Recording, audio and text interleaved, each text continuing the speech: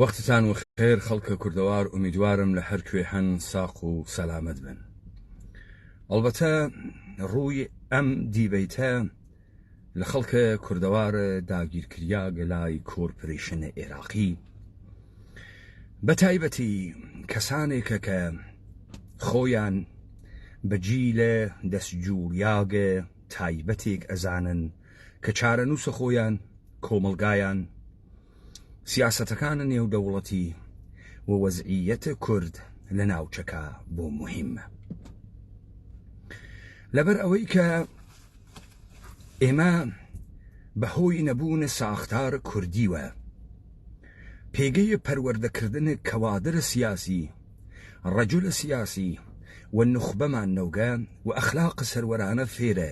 مردمە ئێمە نەکریاگە لە خۆ قیاسکردنە بە ئینسانە چکۆلە چکۆلا تەحتەناوە ڕەهبەرانە حیزبی جامعەیەکی باڵا کورتی ویست بچووکی خواست چکۆلەی کۆیلەمان لێ دروست کریاکە. هەر بۆیە ئێوە شاهدن کە بەشێک لەم وڵاتانەی کە ئەمڕۆ سەروەری بەسەر دنیا ئەکەن بە سیستەم نەبە کۆمەلگا و جەمعیەتەکەیان، جەمعیەتە تایبەتە بەڕێوە بردنە سیستەمەکەیان لە پێگەگەلە تایبەتە هەر لە مەکاتب شەبانە و شەوانە ڕۆژیە پانسیۆنا کە معمولاً مەکاتبە دەستگاگەلە حەوزەیە علومە دینیە مەسیحین وەکو مەدرسەی کاتۆلیکەکان و ئەنوا و ئەقسامە مەدارسە گرانە خصوصی و کالجگەلە گرانە خصوصی محاولە ئەکەن کە کاربەدەستێ مدیرێکی گەورە دیپلۆماتێکی گەورە تربیەتکەن تا ئەگاتە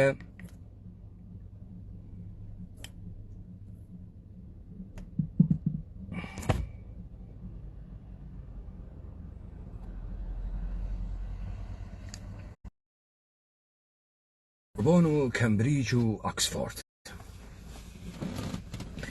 بەڵام ئەم اتفاقە لە سەرزەمینە ئێمە ناکەفێ، چون ئێمەمانان لە ژێر دەسە نەزمە پەروەردەیە دەوڵەتە ئێرانی، دەوڵەتە عێراقی،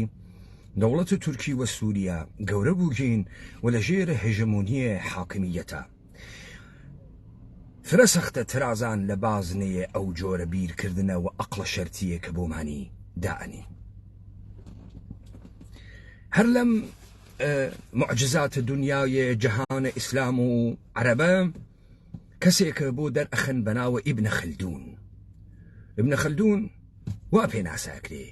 چەنێ ڕاست چەنێ دروست با بمێنێت بە عنوانە یەکەم کەسێک کە جامعە شناسە تاریخی یا کۆمەڵ شناسە مێژووی بووگە. ئیبنە خەلدون مەقولەیە کە ئەیداتە بەرە باس چۆنیەتیە هەستانەوەی حەزارەتە ئیسلامی گەیشتن بە لوتکەی و هەزیز و نابود بوونێتی کەواتە ئینحیتاتە تەمەدونە ئیسلامی. یعنی ئەو لەبەر هەیەک ئاخەریکە ئینحیتات ئەوێنێت کە خەڵکەکە پێی وایە وا لە ئەوجە خۆشیە، بەڵاو ئەو بڕوانینێکە ئەیکات و دەستەبەری ئەکات لە مەسائلێ وەکو عومران و عەسەبیەت و بعد لە عەسەبیەتێکە لە شارە لە دەست ئەچێت و بعد لە ئیتفاقاتێکە ئەکەوێت و هەزیزێکە لە تەمەدون ئیسلامیە دروست ئەوێ. بۆ ئەمانە مهمن، بۆ کەوادرە گەورەیە کە گەرەکیانە سەرزەمینەیە دارەکەن بزانن. من بارها مثالێک ئەدەم دیسانەوە تکراری یەکەمەوە و بیرم تێ لە دەورانێک کە منداڵ بوون و سەردەمانە ئاوارەییە خەڵکە کوردەوارە بەشە کۆرپۆریشنە عێراقی بوو، کەسانێک کە ئاوارە بوون و لەلایەن کەسوکار ئێمەوە داڵدەریابوون. لە مەجلسێکە ڕۆژێک نەقڵەکرێ کە عەلی ئەکبەر هاشمی ڕەفسنجانی حەولە تەرۆرکردنی دریاگە. جا عەلی ئەکبەر هاشمی ڕەفسنجانی خەریکی سوخەنڕانی بوو، کەسێک لە تای ساڵۆنەکەەوە دوو گولەی تەقاند و لێو دوا خەبەرەکەیان بڵاو کردەوە. کابرایەکی خەڵکی ڕانیە هەڵگەڕیاوە وتبووی بە کەسوکارە من، وتبووی ئەزانن ئەوەی کە ویستویەتی ڕەفسنجانی ترۆرکە چۆنی تێرۆر کردووە. ئەمانش دویان نە وتبووی ئەوەی وا مەسینەکەی بۆ هەڵەگرێ قمبولەکەی خستبووە ناو مەسینە بۆی. بزانم لە تەسەور کاورایەکی ڕانیەیە کە زیاتر لە ئاغاکەی دەڤەرە خۆی نەدیگە و ئەو دەسەڵاتە ئاغاکەی خۆی ئەوە گەسە کە مەسینە هەڵگری بووگە بەیانیان کە ئەچێتە سەراو خەڵکی عادی خۆ مەسینە هەڵگرینەوەگە خۆی مەسینەی خۆی بردگە بۆ سەراو یعنی ئەفتاوە ئەوەی کە خۆتی پێشۆری. تەسەورم ئاغا ئەمە بوو ئەلیەکبەر هاشمی ڕەفسنجانیش بەجێ مەسینە هەڵگرێ دوانی هەست چون دەسەڵاتەکەی گەورەترە. تەسەورێ لە سەروەت لە جامعەی ئێمە بەتایبەتی لە کوردەوارە داگیرکریا گەلای عێراق تەسەورە خۆشگوزەرانیە سەتحیە. مەسەڵەن کەسێکی تر وا فکر ناکاتەوە کە کەسێ جارە پێی وایە کە ئەوەڵەن سروەت بە دزی بەدەستێت کەسێ نازانێ ڕانتی عنی چی نازانێ. بەڵام بڕۆن تەماشای عەکسکە لێ بکەن کە لەمانە تێتە دەر. مەسەڵەن کابرا گەرەکێسی نەوشیروان مستەفا و کوڕەکانە نەوشیروان مستەفا بکوتی چۆنیان نەکوتی ئەڕوا عەکسێ تێرێ لە شەوە دانیشتنە ویسکی خواردن ئەم دوو کوڕە دەی ئەگە کوڕەکانە نەوشیروان مستەفا 40 ملیۆن دۆلاریان پوڵ دزیگە کە مێزێ بڕازێ نەو ویسکی بخۆن دوانی ئەوەڵەن شیشەیە ویسکی نەهایەتی بچی ویسکیەکی فرەگران بسێنی 1000 دۆلارە، ویسکیەکی عادی بسێنی شیوازێ بسێنی 50 دۆلارە. تەماشاکەی سەر مێزەکان پڕە لە زەرفە سالات، زەیتونی واتیاو، زەڵاتەی واتیاو، جاجکی واتیاو، لە پڕێکا کاورای سیگارێ بەرگی گرکەسەوە دەسەوە فەوقی 20 دۆلارە. ئەو مێزە لە باشترین حاڵەت و ئەشرافی ترین حاڵەتیە بە 3000 دۆلار ئەڕازێتەوە، لە مەعمولی ترین حاڵەتیە بە 200 دۆلار ئەڕازێتەوە. بۆ تەسەورە خەڵکە هەرێم لە پوڵداری ئەمەسە یا ئیشێ بڕۆی سەکسی پێ بکەی، لە باوەشە ژنە فاحشاویت، یا ئیشێ ویسکی پێ بخۆی. بۆ تەسەوریانەوەسە، بۆ پێیان وانیە کە پوڵ ئەبزارە قودرەتە، کەرەستەی دەسەڵاتە و ئەتوانی فیتنەی پێ بکەی. بزانە کەسێ لەمانە نایێت بێژێت جێبەجێبوونی نرخی دۆلار لە بازاڕی تارانە بە دەستی دوو کاسبکاری خەڵکی سلێمانی سەر بە یەکێتی و کۆمپانی قەیوان کردیا، ئەگەر تمەن دابەزی کاری یەکێتی بوو. دەوڵەتە ئێرانی نەفتە فرۆشی، ئەوسا فرە وەزعی خاس و ڕۆژێ 2.5 ملیۆن بەرمیل نەوتی ئەفرۆشت، ئیستە 700,000 نافرۆشی. دەوڵەتە عێراق 4 ملیۆن بەرمیل نەفتە فرۆشی، حکوومەتە هەرێم 300,000 بەرمیل نەفتە فرۆشی لە ڕۆژە. چۆن دەوڵەتە ئێرانی بە 1 ملیۆن بەرمیل نەوت پوڵە حیزبوڵای لبنانەدا،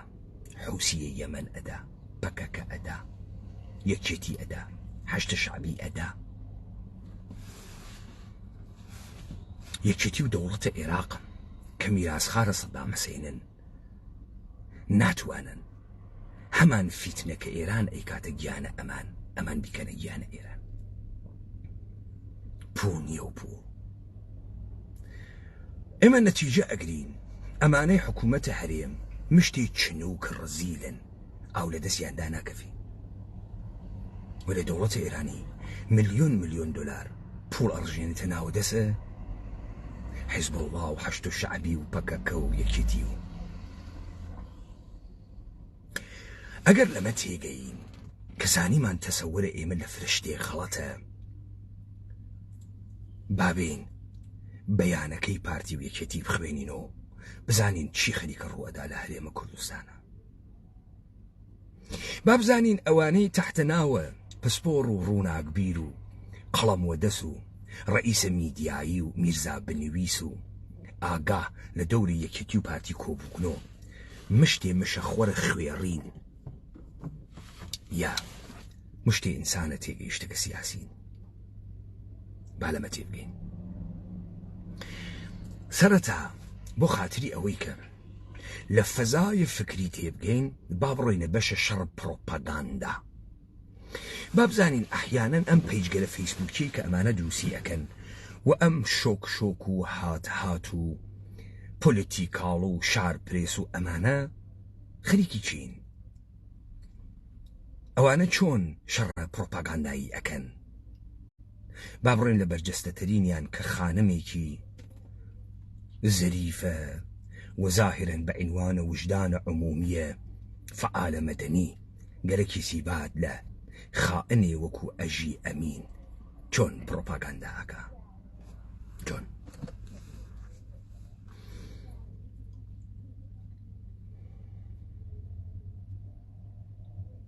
تو لبش بروباغاندا وحاولكي تلف مقابلة كبروباغانداي لسراكي بيهاريت وويرانيكي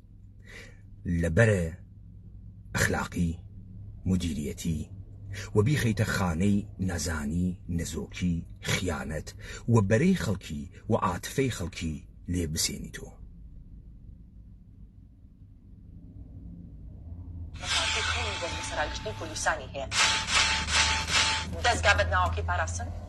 ام كاتتان با لم فيديو دا باسي اجي امين كبسلمان ناسراوا نك اوي كلمه دياكاني كيتيو غوتان ليبو بلكو لا كاركردني چن مانگي خوم بدادا چون بوم دركو كام كبرا چي لجر سدايا بلام بتنيا خوينا بلكو بهاوكاري باراستنو سروكنيو يكي جوبستيبن لما چن مانگي رابردو داخري بدادا چونو ليقولينو لسر چن اكاونت كي فيسبوك كبكار دهنرا دجي چالاگوانكاني كردستان بتايبتي دجي سرتا من شتێک بەم لە بێژن بیدەم لە ئەڵەک تۆ لەگەڵ کۆمەڵێ دەموچاو ڕوبەڕوو ئەوی تۆ بە شێواز ئینسانی سەردەمی ئەمڕۆن ئەژی لە دەفتەرچەی مۆد هاتوونەتە دەرەوە بە میکیاژە قژیان و بە چۆنیەتی ئستایلە لەباسیان و بە چۆنیەتیە دەموچاویان ئێژی لەناو دەفتەرچەی مۆدە کەناڵە مۆدەکان هاتکەنە سەر دەرەوە وەختی قسە ئەکەن تو نازانی ئەمە لە ئەشکەوت و وا لە دەورانە ژیانە ئەشکەوتیە یاوا لە دەورانە مۆدێرنە لە پێگەی مۆدێرن و خەریکە قسەکە یا لە پێگەی تەقالیدیکی ژیانی ئەشکەوتانە بۆ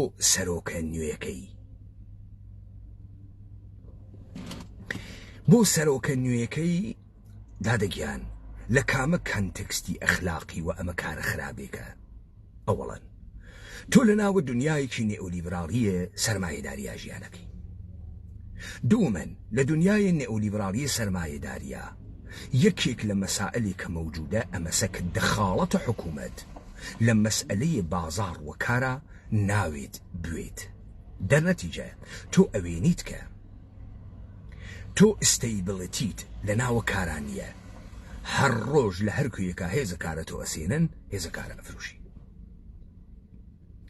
ئێستا سەرۆکە گۆڕین چه ئیرادێکی هەست ئیرادەکەی چییە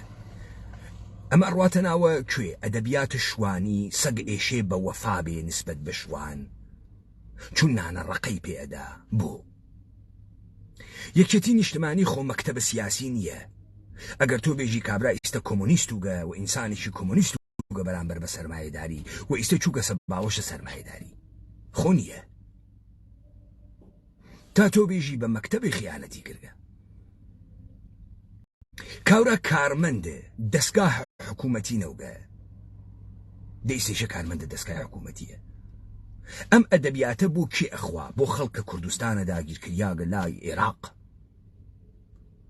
ئەم ئەدەبیاتە لای ئێوە ئەخوا بە کامە قەوانە ئەخلاقی ئێوە وەفاتان بۆ یەکتری هەست وەفاتان بۆ نان و نەمەک هەست وەفاتان بۆ خوێنە خۆتان هەست هەستان واقعن دەوانیە باوەڕکە وەفاتان بۆ بە ئەمیشە نییە ئەزانی بۆ 50,000 خەڵکە هەڵەبجە سوور ئەزانێت بەرەی کوردستانی لە شیمیایی هەڵەبجە دەسی بووگە و دەسی سەرەکی بووگە ئیستەیشە خۆی کات و گێل ئیستەیشە پوڵ خوێنە دایک و باوکی داواکە ئیستەیشە تا نزیکێ تۆ ئێژێ هیچمان بۆ نەکریاکە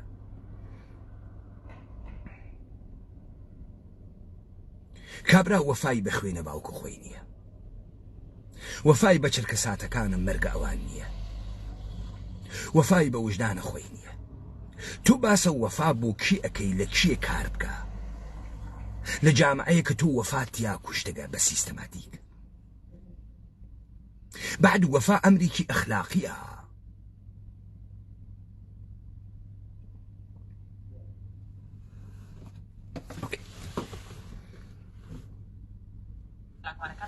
لە سلێمانی ئاشکراکرا ئەوش چۆن ئەمێ بۆتان باس بکەم پێشەوە ئەمێ ئەوە بە سەلمان بڵێم سەلمان ئێمە ئەونا گەمژە و بێعەقڵین نەزانین کە چی ئەکرێت و چی ناکرێت من بە ئەو بیرە بێنمەوە من ماوەی 6 ساڵ وەکو توێژەری کۆمەڵایەتی کارم کردووە ماوەی 3 ساڵی لە ڕێگەی کۆمەڵگەی مەدەنیا کارم کردووە کاتێک کچێک لە ڕێگەی نامەیەکەوە هەڕەشێکی لێ بکرایە لە ڕێگەی توندوتیژی ڕۆژ ئاوا ڕۆژهەڵات کەسەکەمان ڕێک ئەهێنا ئەمانگرت تۆ بە هەموو عەقڵێکتەوە ئێمە بخەیتە ناو یاریک و گەمەیەکی قێزەوەنی خۆتەوە با من پێت بڵێم ئەوەی لە پشت ئەم کارە یانە توش کاری ئەمنیەتی ئەەکەی یعنی توشتە کە دام و دەستگاکانە ڕۆژ ئاوا و ڕۆژهەڵاتە هاوکاریە کردگە دادەگیان تۆ لە پڕێکا کێ کردکتیوە کوڕێک تۆ چ کارەی بووگی تۆ مدعی العمومە مەردم تۆ وجدانە نەنووسوی کۆمەڵگای لە ڕێگەی فعالیەتە مەدەنی بە دەسە ئیاڵەتە متحدەیە ئامریکا و رووسیە تۆ بۆ ئەم وەهمە ئەدەی بە خەڵکی تۆ کێ گەورەتی کردگە بعد تۆ چۆن پێ دوایە تۆ وایتە پێگەی حەقا دیگەران وانە ناحەقا تۆ کێ کردکتیە جاسووس وە سیخۆڕ کە سیخوڕی ئیستە بۆ خەڵکی خراوە بۆ تۆ خاسە لە ژێرە ناوە فعالە کۆمەڵگای مەدەنی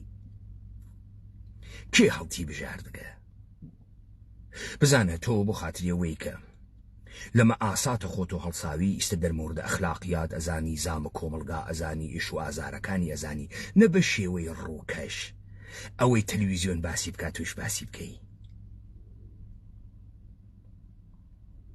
کێ گەورەتی کردگە چۆن بۆ تۆ سیخۆڕ بوون ئۆکەیە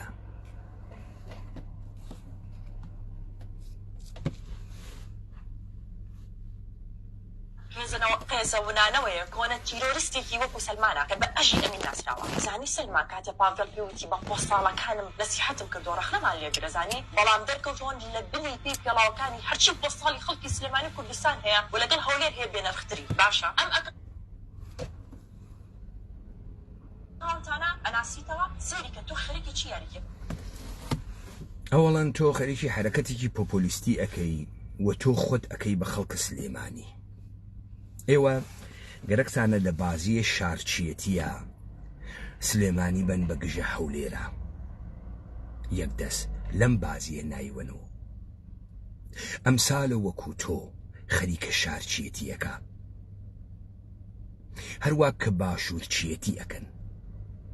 هەروە کە عێراقچیەتی ئەکەن لە هەر کوێیەکە بەرژەوەندیە تاکە کەسیە خۆتان کەسێک کە هیچێ نەوگە و لە پڕێکا کریاگەسە کەسێ بکەوێتە خەتەر دەست ئەوەن بۆ سەخیفتەرین ئەدەبیاتە پۆپۆلیستی ئیستە تۆ گەرەکتە حەملە بکەیتە ئەژی ئەمین یا سەلمان بەم ئەدەبیاتە کێ تەکان ئەدا کێ تێرێتە پشتە تۆ کامە وجدانە کۆمەڵگا هەڵسێنێت وە لە پشتە توە قەراری ئەدا ئەمە تۆ شەڕە میدیایی یەکەیسە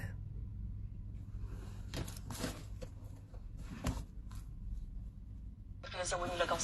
سەرۆکە تازەکەت و دەستگا بەدناوەکەی پاراستن خەریکی لەدانم لە کەرامەت و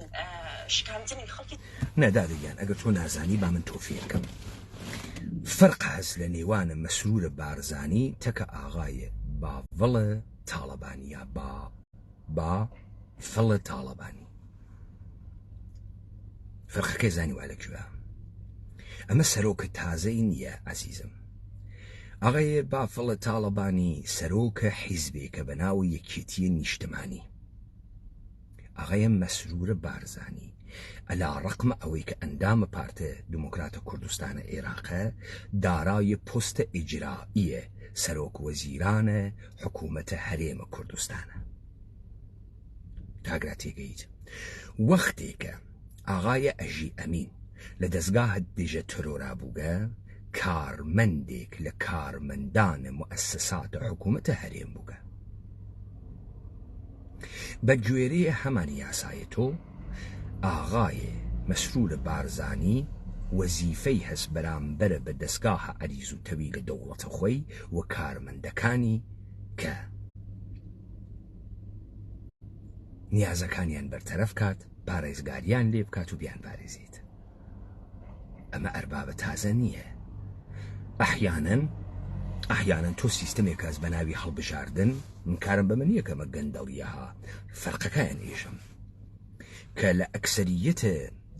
کورسیە پارلەمانە پارتی دموکرات مەئمورە دروستکردنە کابینە کریاگە و دەوڵەتە قانونیە. زاهرە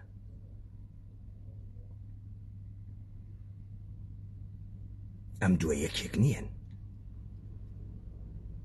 ئەژی ئەمین نۆکەرە مەسرور بارزانی نییە.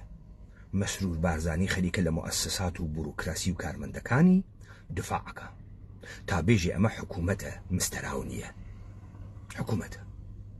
تا مابەقیە کارمەندەکانیش کارمەندی بۆ بکەن. ئەم ئەدەبیاتە سەخیفە لەکوێ تێری؟ لە عەقڵەکێ تێریتی؟ چۆن کێکێنیە باتە ناوت دەمە بێژێ ئەم دووە فەرقەکەن.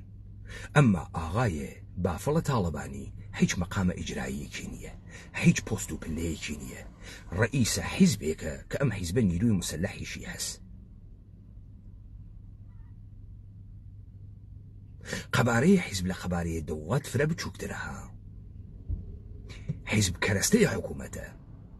حکوومەت تەمامیەتیتی.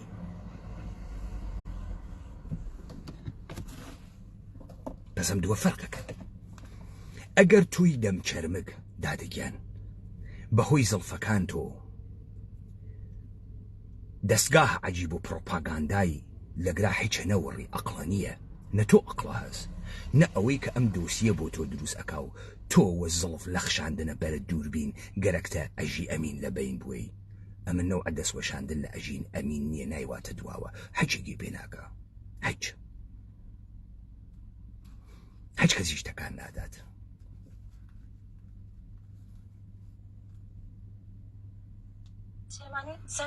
سەربازەکەی ئیمام خومێنی سەربازەکەی ئیمام خومێنی عەیب نییە چون ورد و درسە ئەوانەی کوانە هەرێمە کوردستانە لە حرەکەتە ئیسلامیوە تا حیزب سۆسیالیستە حەمەیە حاجی مەحموود تا خودە حەمەیە حاجی مەحموود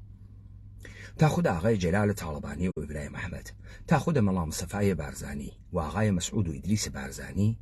گشتیان کوڕە ئیمام خومێنی وگن. گشتیان ئەدەبیاتە جاش و باش سەخیفترین ئەدەبیاتێکە وا سنووری دیار نییە. بزانە جەلالە تاڵەبانی بە مەلا مستەفای ئەوت جاش، مەلا مستەفا بە جەلالە تاڵەبانی و ئیبراهیم ئەحمەدی ئەوت جاش، قاسملوو بە هەردووەکانی ئەوت جاش، ئەوانیش بە قاسملوو ئەیانوت جاش، قاسملوو بە عەبەی موحتەدی ئەیوت جاش، عەبەی موحتەدی بە قاسملوو ئەیوت جاش. جاش سەفەتە دووەمە گشتیانە، هیچ کامیان تەکان نادا. ئەم ئەدەبیاتە بە حب و بۆغزێکی ئەحمەقانە هیچ گوێ ناوەڕێت. ئەو کوڕە خومێنیە وەلی قاسم سولەیمانی دائیمەن وا لە ناوە هەرێمە کوردستاندانە.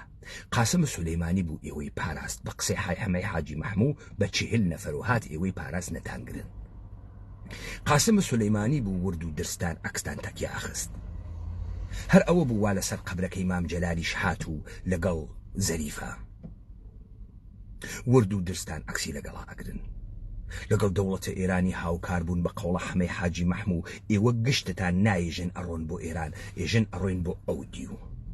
ئیستە کوڕە ئیمام خومێنی بوون چی ئیرادی کێس؟ لە نەزەرە ئێوە چه ئیرادی کێس؟ لە نەزەرە کامەی ئێوە کوڕە ئیمام خومێنی بوون ئیرادی هەست؟ چه ئیرادی کێس؟ مەگەر هەر ئێوە نەون مستەفا سەلیمیتان داوە دەست و دەوڵەتە ئێرانی ئەیدامی کرد. ئێوە بوونی تر ئیستەگەرێکتە کێ پێ بخەڵەتێنی منە کەرماشانی تۆی سلێمانەی واقعەن ئێوە لە سلێمانیا ئیستە بەرامبەر بە دەوڵەتە ئێرانی گاردتان هەست 500 بنکەی سپای پاسدارانی واتیە دادەی وە قوروانم مەچەک قارەمانتان دوانیان خڕکەنەوە با بێژن شارە هەڵمەت و قوروانی دەسی جەوەشێنیت. دادگیان خۆتۆ فعالە جامعەی مەدەنی کوڕە ئیمام خومینی بوون بەلات و خراوە پێت وایە ئیستا ئەژی ئەمین تەخریبەکەی بەو قسانە ئەژی ئەمین بەو قسانە تەخریبەوێ دەی چۆن ئەژی ئەمین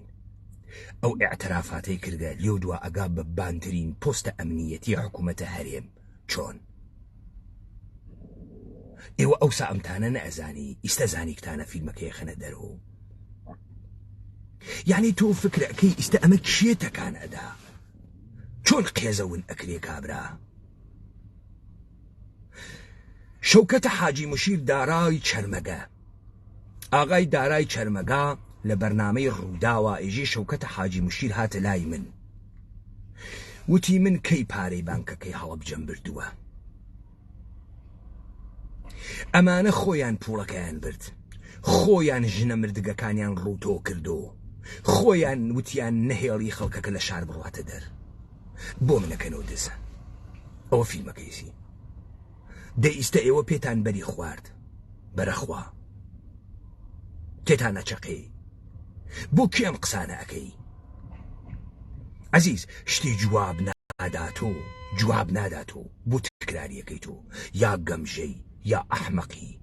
یا زهنە شەرتیە کەس یا پرۆپاگاندا نازانیت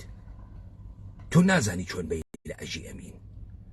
دەست ئەوەی بۆ ئەدەبیاتە سەخیف ئەمە دەبیاتە جواو ناتۆ لە هەرێم کەس تەکان نادات کوردایەتی لە هەرێمە کوردستانە بووگەسۆ مەعاش موچە تەواو حەجێکی تر نییە هەرکە موچە بدات کوردە کابرا پۆستی کردگە غاز لە کەرکووک 200 دینار لە سلێمانی 700 دینار تو شەرفتان کاممان داگیر کراوین ئەو ئەقڵیەتێکە وایەوە دروستان کردگە کێتەکانەدا هیچ کەس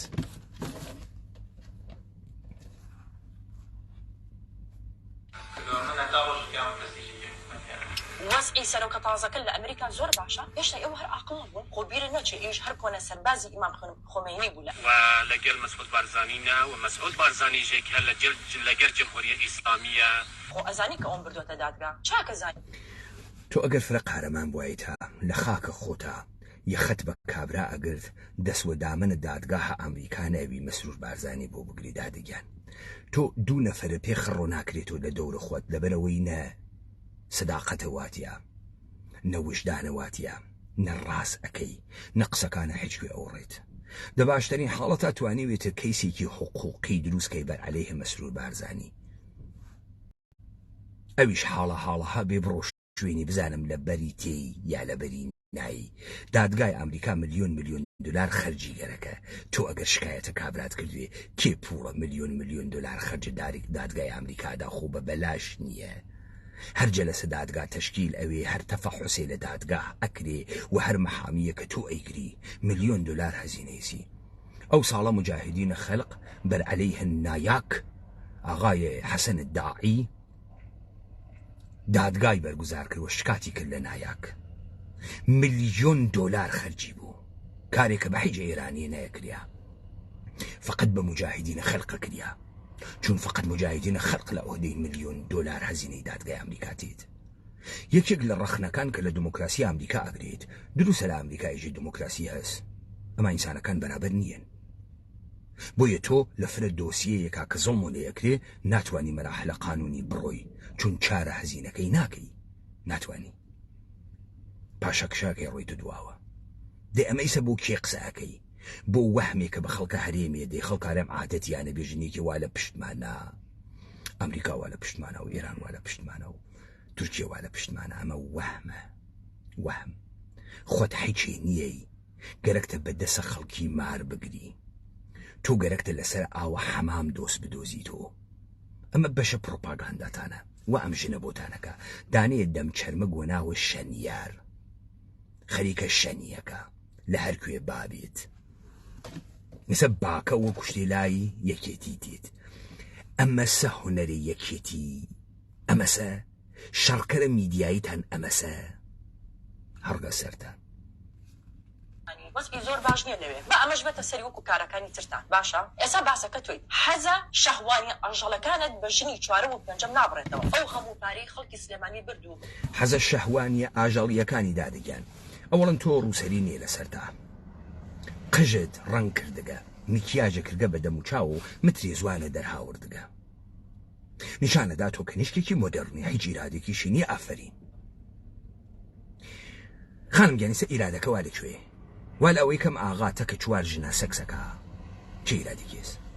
لە لەحازە شەرعیەوە کە ئیرادی نییە لە لەحازە مەزهەبیشەوە کە ئیرادی نییە با بڕۆینە سەر مۆدەرنیتە ئەگەر ئاغای ئەژی ئەمین لە ناو شەوێکە 5 جار سکس بکاتە کە 5 کەنیشکە مختلفە لە دیسکۆ کڵاپەکانە هەڵیان گرێت ناویشیان نەپرسێت و ناوی بنی one night stand ئەحیانەن ئاژەڵ نییە تر ها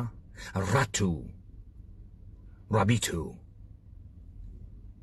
ئەوانە نییە مشک و ڕسق و کەروێشک و ئەمانە نییە هەس یانێ ئەمە شەهوەتە ئاژەڵیەکانن ئێستا ئیاڵەتە متحدەی ئەمریکای ئەربابتان شەبەکایە پۆرنۆگرافی هەس مردمە ئەمریکا شەهوانیە وەکو بەرازن تۆ ئێستا ئەم ئەخلاقە لەکوێ هاوردە تۆ ئێستا چیت لەسەر کام ئەخلاق وێسیاگی ئەخلاقە کوردانە چی ئەخلاقە کوردانە لەسەر ئەخلاقە ئیسلامی لەسەر ئەخلاقە مۆدێرن ئەخلاقە مۆدێرنە یوتیلیتاریەن چێژێت بەچی ئێژن سەعادەت زیاترین لەزەت بۆ زیاترین خەڵک تۆ زندگیت بۆ چی گەرەکە for pleasure life is for pleasure اوكي لەزەت یەکێک لە مهمترین ئەم لەزەتانە سەکسە بۆیە تەمامە دیاردەکانە دنیای نەئۆلیبرالی لەسەر سەکس وێسیاگە گەرەکتە سیارە بسێنی کەنیشتێکی ڕووت خەنە سەری گەرەکتە نان بخۆی هەیکەڵێکی ڕووت و سنگێکی قوتە پێ نیشانەدەن دەی ئیستا ئەمە ئاژەڵیە دەی ئەگەر ئەمە ئاژەڵیە تۆ بۆ هاروویی تۆ بۆ هاروویی جەزبەی جنسی نیشانەدەی بە دنیا ئەمە لەکوێی دنیا ئەخوا لە کۆمەلگای تۆ ئیستا خوام قسانەیەکەی ئیستا لە کۆمەلگای تۆ خەڵک سێژن و چوارژن ناخوازێ ناڕوا بۆ شمال و بۆ قم بۆ سیغەکردن لەم ئوروپا چی ژنە کۆیان نەکردو لە کێ جوابەدا تۆ شوێنێکی ئەگەڕی زاهدە خەڵوەت نشین مادام ترێزا تۆ چۆن بە دنیای مۆدێرن قسە ئەەکەی هەڵەگەڕێت و ئیرادەگری بابەتە حبحبێنە ئەی دۆسەکانە خۆتان کێ ئەیان بژێری لە خەڵوەتە بابە گیانەوە یە کارێکتان کردە بە منافقی هیچی لەم جامعە تەسیر ناکە چون گشتان درۆزنن وقول کاورای فارس ئێژێ واعظان کین جلوه بر محراب و منبر می کنند چون به خلوت می روند آن کار دیگر می کنند یا آن کار دیگر می کنند ئەمانەی کە لە محراب و منبرانم قسە ناکەن ئەڕۆنە جێگە خەڵوەتەکە شتێکی ترەکەن ئەو کارەکەی ترەکەن تۆ خوا چەند دۆسە بوو بە دەی خۆ تۆ ئیستا لە ژێرە ناوە مافە پاراستنە حەوزەیە نهێنیە مردم و ژیانە سەکسیان ئێژی خەڵکم بەگردداگە ئەی چۆنە ئیستا حەوزەی نهێنیە کاورە ناپارێزی مشکڵە تو چییە ئەمە بوو بە ڕەخنە انتقاد حەزە شەهوانی حەیوانیەکانیان ئەمە لە کێ تەئسیردانێ لە کێ تەبعا لە هیچ کەس دەی تۆ بۆ خۆت تڕۆ ئەەکەی ئەم گشتە تەناخۆزە بۆ لە خۆت دەرەکەی تۆ هاتی ڕیشی چاکەی دا لە چاویشی کوێرە کرد کەشکەشی بەرپرسەکانی هەولێرە کرد باشە بەزەیم بۆ گەنجانەیەتەوە کە لەلاتەوە وەکو کۆیلە یاریان پێکەیت و من دڵنیام کە لە داهاتووە هەر هەمیان ئەفرۆشن باشە و ئەو گەنجانەشی کە لەگەڵ تۆیان ئەوە با بزانن کە بەکارتانێنن بۆ ئیشە ناشرین و قێزەونەکانی خۆیان دوای خوان لێ دەرەچێت باشە ئەوە بزان من بەر ئەووەڵەن خانم گیان هەرچی کەسە لەم دنیا هەرچی کارەکە ئیکا مەبەستی خۆیەسی گشت کەسێکیش بۆ شوێنە دەسەڵاتە ئەڕوا مەگەر حەیوان بێت هەرامەی کە تۆ ژنێکیت و میکیاجەکەی و دەستێری تۆ خۆتا دەموچاوێ زەریفێکرد بێت و لە بەرامبەر دووربینێکە ئاوێسی لەبەرەوەی سرنجە خەڵک بۆ خۆت ڕاب کێشیت ئەوە دەسەڵات خوازیە تۆیکەی ئەنا خۆتە ئەشاردۆ لە ژێرە بورقعەیەکە نەهێش کەس بدوێنیت نەیزانێ ناوە چییە ئاهاتی قسەوە کرد ئەمە نکتەی ئەوەڵ نکتەی دووەم ئەوانەی کەوانە دەوروبەرە و ئاغا زاهرن کارمەندە حقوق بگیرە دەستگاهە دەژەترورن ئێوە گشتتان حقوق بگیر و معاش بگیرن لە ئەکسەر ئەم دەوڵەتانی دنیا حقوق بگیر و معاش بگیر وجودی هەست بۆ بەکاریان تێرێ بۆچی بەکاریان تێرێ ئەی دەوڵەتە ئێران پاسدار بوو بەکار تێرێ ئەی تۆ پێشمەرگە بوو بەکار تێری بلەخەرە بەکاری تێری بۆ مەبەستێ بەکاری تێری ژە ماڵە دنیا یا بۆ غەرەزە یا بۆ مەرەز ئیتەبیعەتەن لە ڕاستای ئەجندایەک و خوێندنەوەیەک و پلە و پۆستێک و مەقامێک و معاشێکا بەکارتێن خۆیشانەیکەن دە ئێمە کەی قسە بوو تۆ کردە کارە قێزەونەکان لە لای ئێوە چ کارێک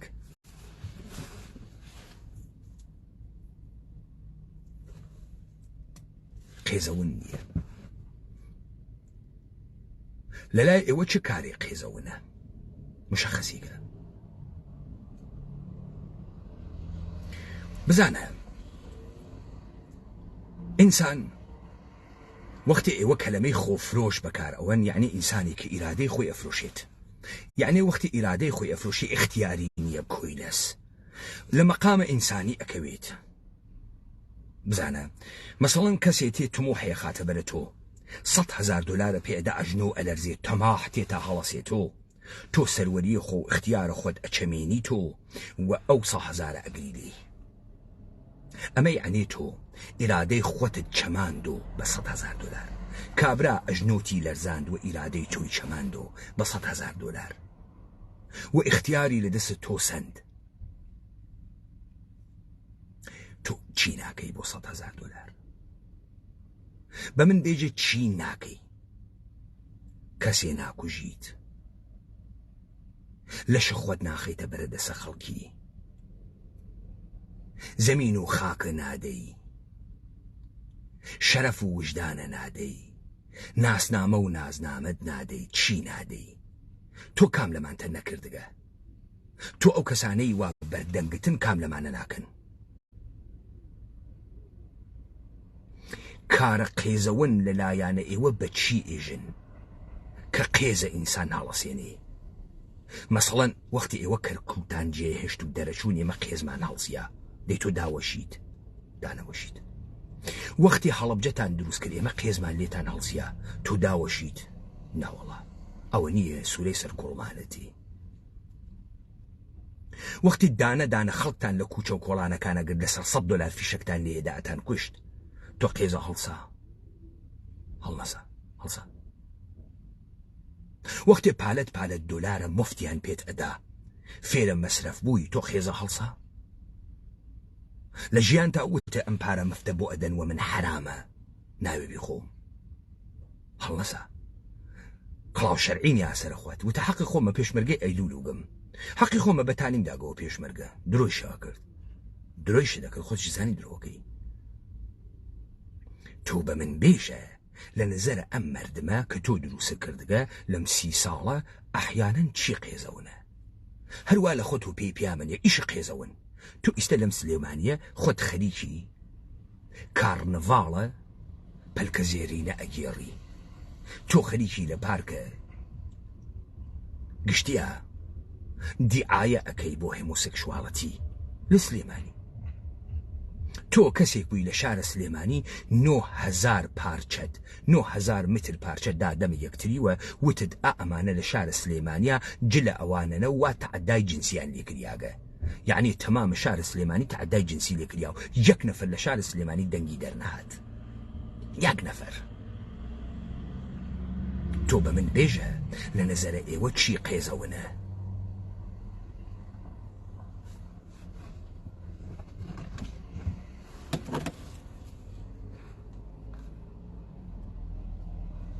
هیچ کەسێک پڕ نابم نمەک بەرحەرام بەرامبەر بە خەڵکی کوردستان بزانە پارتی چۆن پەڕۆیەکی پیس فرێت ئەداتە دەرەوە لە هەولێر کە ئیشی پێت نەبا ئەمە ناچوە ناوەردەکاریەکەوە چونکە ئەم ڤیدیۆی خۆت باش ئەزانی کەمە بەستم چییە باش ئەزانی ئەم کەسە حەزی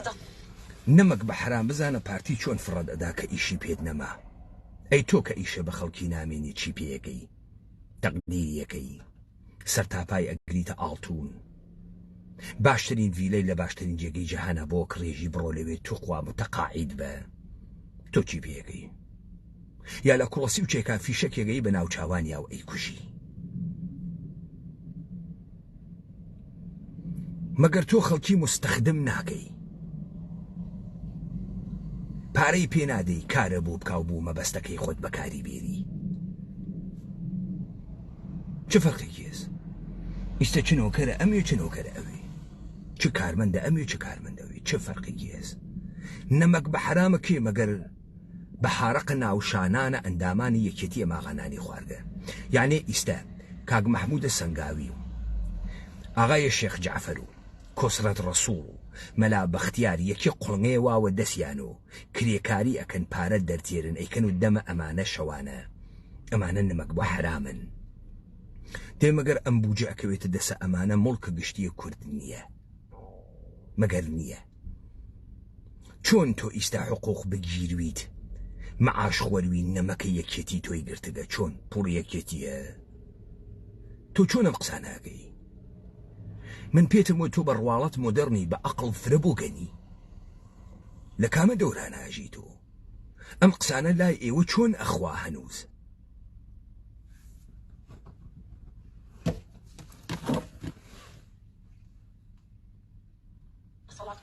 ئامادەی هەموو شتێک بکات لە پێناو پڕکردنەوەی حەزەکانی خۆی باشە و ئەوانەشی کە لەگەڵ تۆ ئامادە نیت کە چی نەکەی لە پێناوە پڕکردنەوە حەزەکانە خۆت بزانە تۆ برسیت ئەوێت قەپ ئەەکەی بەو ئاسفالتا یا ئەشی خۆت بکەیتۆ مەتعەمێکە گەسێ بخۆی یا بڕۆی چوار شیش کەباب بخۆی تۆ وەختێ برسیت ئەوێ چی ناکەی هەر ئێوە نەبوون خۆتان کردبووتان بە شایعە لە نەوەتەکانە وا وەختی بایعی نەبوو خەڵک بۆ کرێکاری ئاردی دەست ناکەوت لێو دوا ئاردە بایعیەکەی سازمانە ملەلە متحید هات ئەڵێن لە لای ئێوە ژن دەستیەکردە ناوی ئاردەکە تفی تێکرەی و ئەوەنە نەهاتی تا حیزمۆ کرد خۆتان نەتانوت من لە ئێوە بیستگمە نە لە یەک نەفرتان لە سەڵتان بیستگمە تۆ چی ناکەی بۆ حەزەکانە خۆت ئیستە تۆ چی هاوردگرتێ بەرە ئەو دووربینە وەو دەم و چاوە ڕوتە زەریفە و خۆتەکان ئەدەی چی هاوردگرتی کامە حەزە لە پارە حەزە لە شۆهرەت حەزە لە چی دادەگیان تۆی هاوردگەسە بەرە ئەو دووربینە بزانە من قسەی کەرانە ئەدەم و ڕوتانە گشت کەسێ پێی خۆشە دەرکەوی گشت کەسێ پێی خۆشە حەزەکانی جێبەجێکە ئەوەی کە بۆی ئەکری نیازەکانی جێبەجێکە تۆ وایتە ناوە دنیای مۆدەرنە بۆ وایتە ناوە دنیای مۆدەرنە لەبەرەوەی چۆنیەتیە جێبەجێکردنە نیازەکانی ئینسان گۆڕیاکە شێوەی بەرهەم هاوردن گۆڕیاکە شێوەی بەرهەم هاوردن کە تەئمینکردنە نیازەکانە ئینسانەکانە کۆمەڵگایە ئینسانی دروستەکە معنایەکات و دای ئەڕژێت پس ئینسان ئەمەی کە ئەمڕۆ بەرهەمی ئەهێنێت بە شوێنە تەئمینکردن نیازەکانێتی لە هەموو بوارێکە نیازی هەست تۆ بۆ نیازەکانە چی ناکەی قسەی مفت قسەی قۆڕ ئەمە ئەدەبیاتە عیرفانیە چیە ئەمە خۆنەویستن و زۆهد و ئەگۆشەی مزگەوتی دانیشتن و خۆبەستنەوە ئەمەسە دەی تۆ درۆکەی وانیەی درۆ ئەەکەی تۆ ڕۆژێ 9 کیلۆ گۆشتە خۆی وە فاسۆلیا درۆ ئەەکەی تۆ ئائیستە سلێمانی پڕوگە لە ئیشە تەجمیلات هەر لە ناوگەڵ و تا دەموچاو درۆ ئەەکەی بۆ درۆ ئەەکەی هەرێمە کوردستان پڕوگە لە مۆڵ لەبەرەوەی حەزەکانە تۆ بتاسێنێتۆ حەستان بە پارەیە لەبەرەوەی بتوانی خەرجی کەی سەرگەردانە ناوە سۆشیال میدیا بووگن بە شوێنە سەلەبریتیەکانە سۆشیال میدیاوە لەبەرەوەی حەزەکانە دامرکێنی تۆ سەکس نان شۆهرەت پلەژەر لەزەت بوو درۆکەی ئەمە ناخوات ئەمە جۆرە پرۆپاگاندانیە ئەمە حەماقەتە تۆ نیشانەدا ئینسانە ئەحمەق و دەستگاهێکە ئەحیانەن تۆ بە عنوانە پرۆپاگاندا نیشانەدا نیشان ئەدات چەنێ لە بوارە سیاسیە زەعیفە ناتوانێت دەست بوەشێنی بوی ئەو جامعە تەکان ناخوا ئێوە جامعەیەکتان دروست کردگە متناقز بێعەقڵ نەفام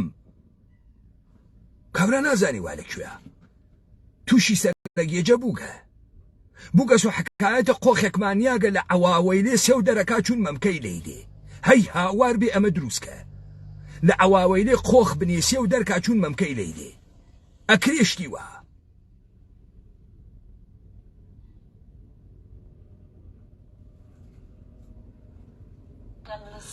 صفقەیەکدا دەیان فرۆشتنتان پێوە دەکەن چکە مرۆڤیەکی تاپڵی بێ مەبدە و بێکەرامەتە وە جارێکی یانە تۆ مەبدە و کەرامەت هەستا مەبدەە تۆ چییە ئینسانیەت؟ ئینسانیەت چییە؟ ئینسان بە مەسابە هزاتە خەرەتگەرا هۆمانیزم بۆیە من لە تۆ پرسیم ئیرادەی تۆ چی ناچەمێنێ تۆ چی ئیرادەیە تۆ ناچەمێنێ تۆ مەبدە کامە مەبادی ئێوە وا لەکوێیە مەبدەئی نییە تۆ هەسە کێ هەسی ئادەی من بە چرایەک و بە شوێن ئینسانی مەبدەئیە ئەگەڕێم دانشانم بە دادەی چ لە بەشە دینیەکەیوە چ لە بەشە مەکاتبە فکریە ئوروپایەکەیوە ئادەی مەبدەئێکم پێ نیشان بە ئینسانێکی مەبدەئیم پێ نیشان بە لە کۆمەلگای خۆتانە مەبدە تۆ مەبدەئەنیە تۆ هەسە وا بکەیت نەکتۆ بۆ حەو پشتێ ئەوەشی کە لە تۆ نزیکە عاقلیەکە بۆی چاک بزانیت دەبێ خەڵکی هەولێر هەر وەکو خەڵکی سلێمانی چەتونی وەکو تۆ نەکردنە بەربارانە فرەت بەنە دەرەوە ئەمە با ئاخر جار بێت دووباری نەکەیتەوە و تۆ ناتوانیت سەرنج خەڵکی هەولێر وەکو خەڵکی سلێمانی تۆ ئێستا کاک باڤڵە تاڵەبانی کردە خەڵکە سلێمانی دووبارە کارە پۆپۆلیستی کردو دە ئیستا خەڵکە هەولێر وێسیاون تا تۆ ئەم خەتابە بەی خۆ ئەم جوابدانەوە کە من دامەوە بە ئێوە سابەتی کرد ئەم ئینسانە کە جزء دەستگاهە پرۆپاگانداز کەنیشتێکە وە ژنێکە ناوی شەنیارە شوەکەی ناوی سەرکەوتە نەمایندە پارلەمان بووگە وەختە خۆی ئەمە فکرە کافرە عەدەدە مهمێکە ئائیستە پشتە ئەژی ئەمینی شکاند ئەوەی تۆ کردە ئەژی ئەمینی مەرغوبتر کرد پشتی نشکاند کەواتەی سە دەرەکەوێ تۆ بۆ ئەژی ئەمین کارەکەی نەبوو باڤڵە تاڵەبانی یا تۆ فرە ئەحمەقی یا تۆ جاسووسە دووجانبەی بەڕواڵەت وایتە لای قوباد و باڤڵ بەڵام لە ئەسڵا بۆ ئەژی ئەمین خەریکی کارەکەی ئەمە ئەژی ئەمین مەرغوب ئەکاتۆ مەرعوبی ناکە من ئەو قودرەتەم بەدەسوایی یەکەم کەس تۆ مەگرت و دەرمە هاورد بۆ کێ کارەکەی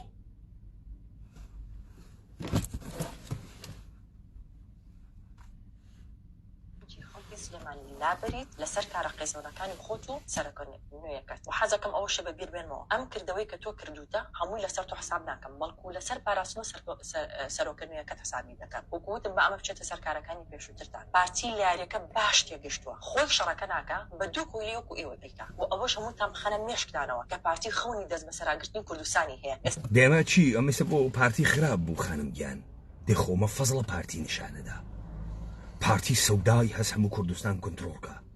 شتە قەشەنگێکە سەودای قەشەنگێکە تۆ نازانی ئام دەنگەواتەک تا قساکە ناوی پەیمانە حەیدەریە ڕابرە ئاخێزە کوردەوارە سەربەخۆ استراتژیست تئۆریسیەن ئیدەپەرداز و ڕەجل سیاسیە ڕۆیاوە خەونیشی دروستکردن سەرزەمینە کوردەوارە لە دەریای ڕەش و تا دەریای عەمان تێگەیت ئەمە فەزڵە منە یا ڕەزاڵەت منە دەوڵەتە ئێرانی لە تاران و ئەخەم دەوڵەتە عێراقی لە بەغا و ئەخەم چنگە نێمە بینە قاقای ئەسەمۆڵ و تۆ ئەمە ئەوێنیت ئەمە فەزڵە یا ڕەزاڵەتە کاورای کاول دەی تۆ دیعایە لەمە باشترە بۆ پارتیە توانی بکەی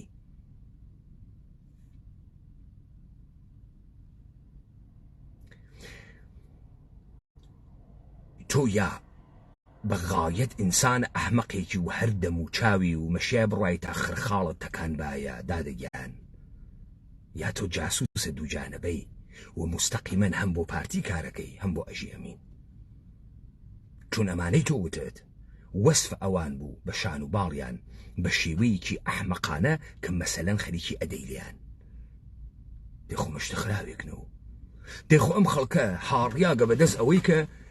شەکەت بووگە بەدەست ئەم گشتە منافقیە بوویە هاوارەکە سەدام حسەین مانگەرەکە ئەوان گەرێکیانە دانەیە قودرەتمەند کنترۆڵە ئەگرێ بگرێت و ئەمانە ئەم گشتە تەناقوزە نەتوانن هەلکەن ماتەڵنێکی بێت کۆی کاتۆ دێخۆمە گشتی بووە فەزڵە پارتی ئێوە دەسە ڕاستان و دەسە چەپتان زاهرە نێژێ مەخۆ وەلێ من فکر ناکەم وابێتە تۆ هەروە توانی کە قژە ڕەنکەیت و شوو بکەیتە سەرکەوت و سەرکەوت بێت و پارلەمانتار و تەکە ئەمریکایەکان ارتباط و بێ و جاسوسە ئەمریکاویت و جاسوسە ڕووسیەویت دیارە ئینسانە عەقڵێکی پس ئێمە نەتیجە ئەگرین تۆ ئەم قسانە ئامادانە ئەکەی و نەتیجە ئەگرین تۆ بۆ پاراستن کارەکەی و نەتیجە ئەگرین تۆ بەچە ئەژی ئەمینیت دادەگیان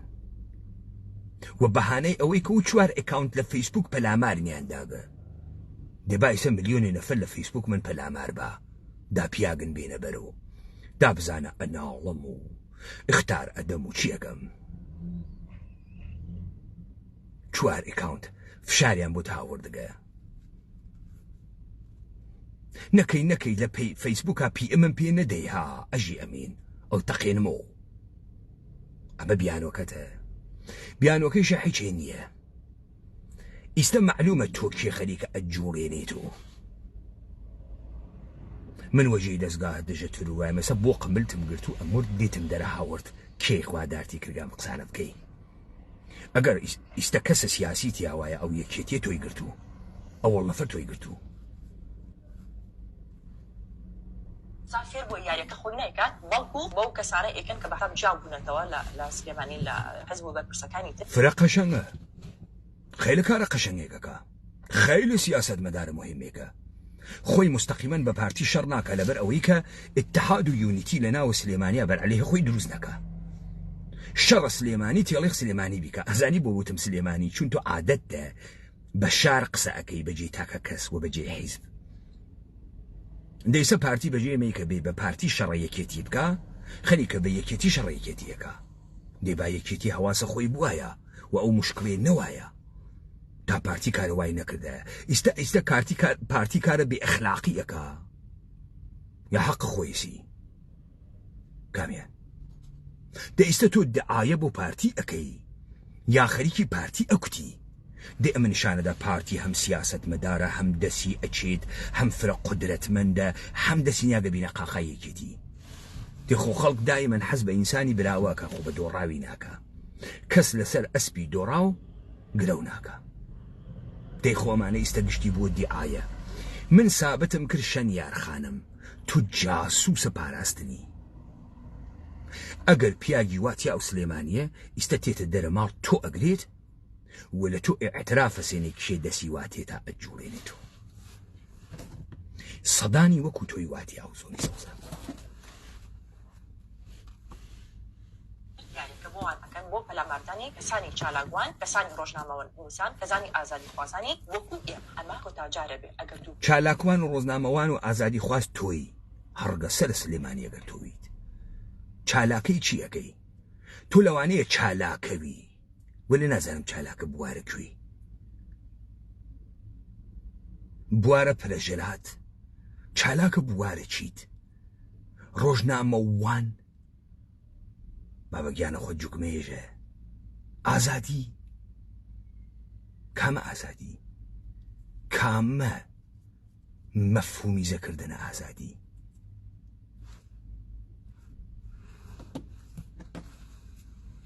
ئیتر تهدید نەکەی ئەوە چالاکە و ئازادی خوازە و ئیستە تۆی تەقاندۆ چاوتێ و ئاغایە ئەژی ئەمین و باڵا تا هەڵیدا و باڵای پارتیا هەڵیدا یەکێتی کردە ناوە زێراب ئەم قارەمانیشە ئیستە لە ناو یەکێتیشا پارەی پێدەن فرە قارەمانە لەو لای شۆ پارەی پێدەن جاسوسە پاراستنە بەشە دەستگاه تەبلیغاتی پاراستنە ئیکی تەوا ئەو وەختە شیترە بینی لە کۆتاییە ئەم پەیامە بۆ ڕۆژنامە نووسان و چالاکوان و هەموو دەنگە ئازادەکانی ناو کوردستانە سەلمان لەلایەن پارتیەوە بە تایبەتی خودی پاراستن و سەرکردنوویەکەی مەسئول بەرزانیەوە ڕاست پێدراوە کە ئاژاوە بخاتە بینی چالاکوانەکان و بە پێدانی زانیاری نادروست و لە ڕێگەی ئەکاونت دروست ئەکا بە ناوی ئەم لایەن و ئەو لایەنەوە بۆ ئەوەی کە لە هەموو ئەو دەنگانە بدات لە پێنا و پاراستنی تخوا خانم گیان تۆ بە کامە ئیدەت و خەتەری بوو ئەمسالە وەکو ئەژی ئەمی ئەوانەیشی تۆ پێیان ئێژی ڕۆژنامەوان یەکێکیان بێرە تۆزێ خەتەروێ و بێژە خەتەریاتەکە دوا لەکوێیە ئەوە خۆتان مهم مەکەن هیچێنیەن نەخەتەرن و نەخەتەر بۆ هیچ کەسێ دروست ئەکەن و نەماڵە ئەم قسانە ئێوە فەساد و وجوداتانی ڕزان دەگە بچن پێی کارتان خۆ ئەمەی کە چاوتان پێکەوت نیشان ئەدا حەزیز جامعەی چۆن دەست پێیەکە ئاوازە تۆ حتا بۆ کارێکە مستەخدمت ئەکەن لە ئوهدەی هەڵنایی و بە قێزەونترین شێوە ناکارامەترین شێوە کارەکە ئەەکەی وەلەو جامعە کەسێ نافامێ تۆ کێی ئیستا من بە ئێوە سابتم کرد ئەم ژنە سەر بە پاراستنە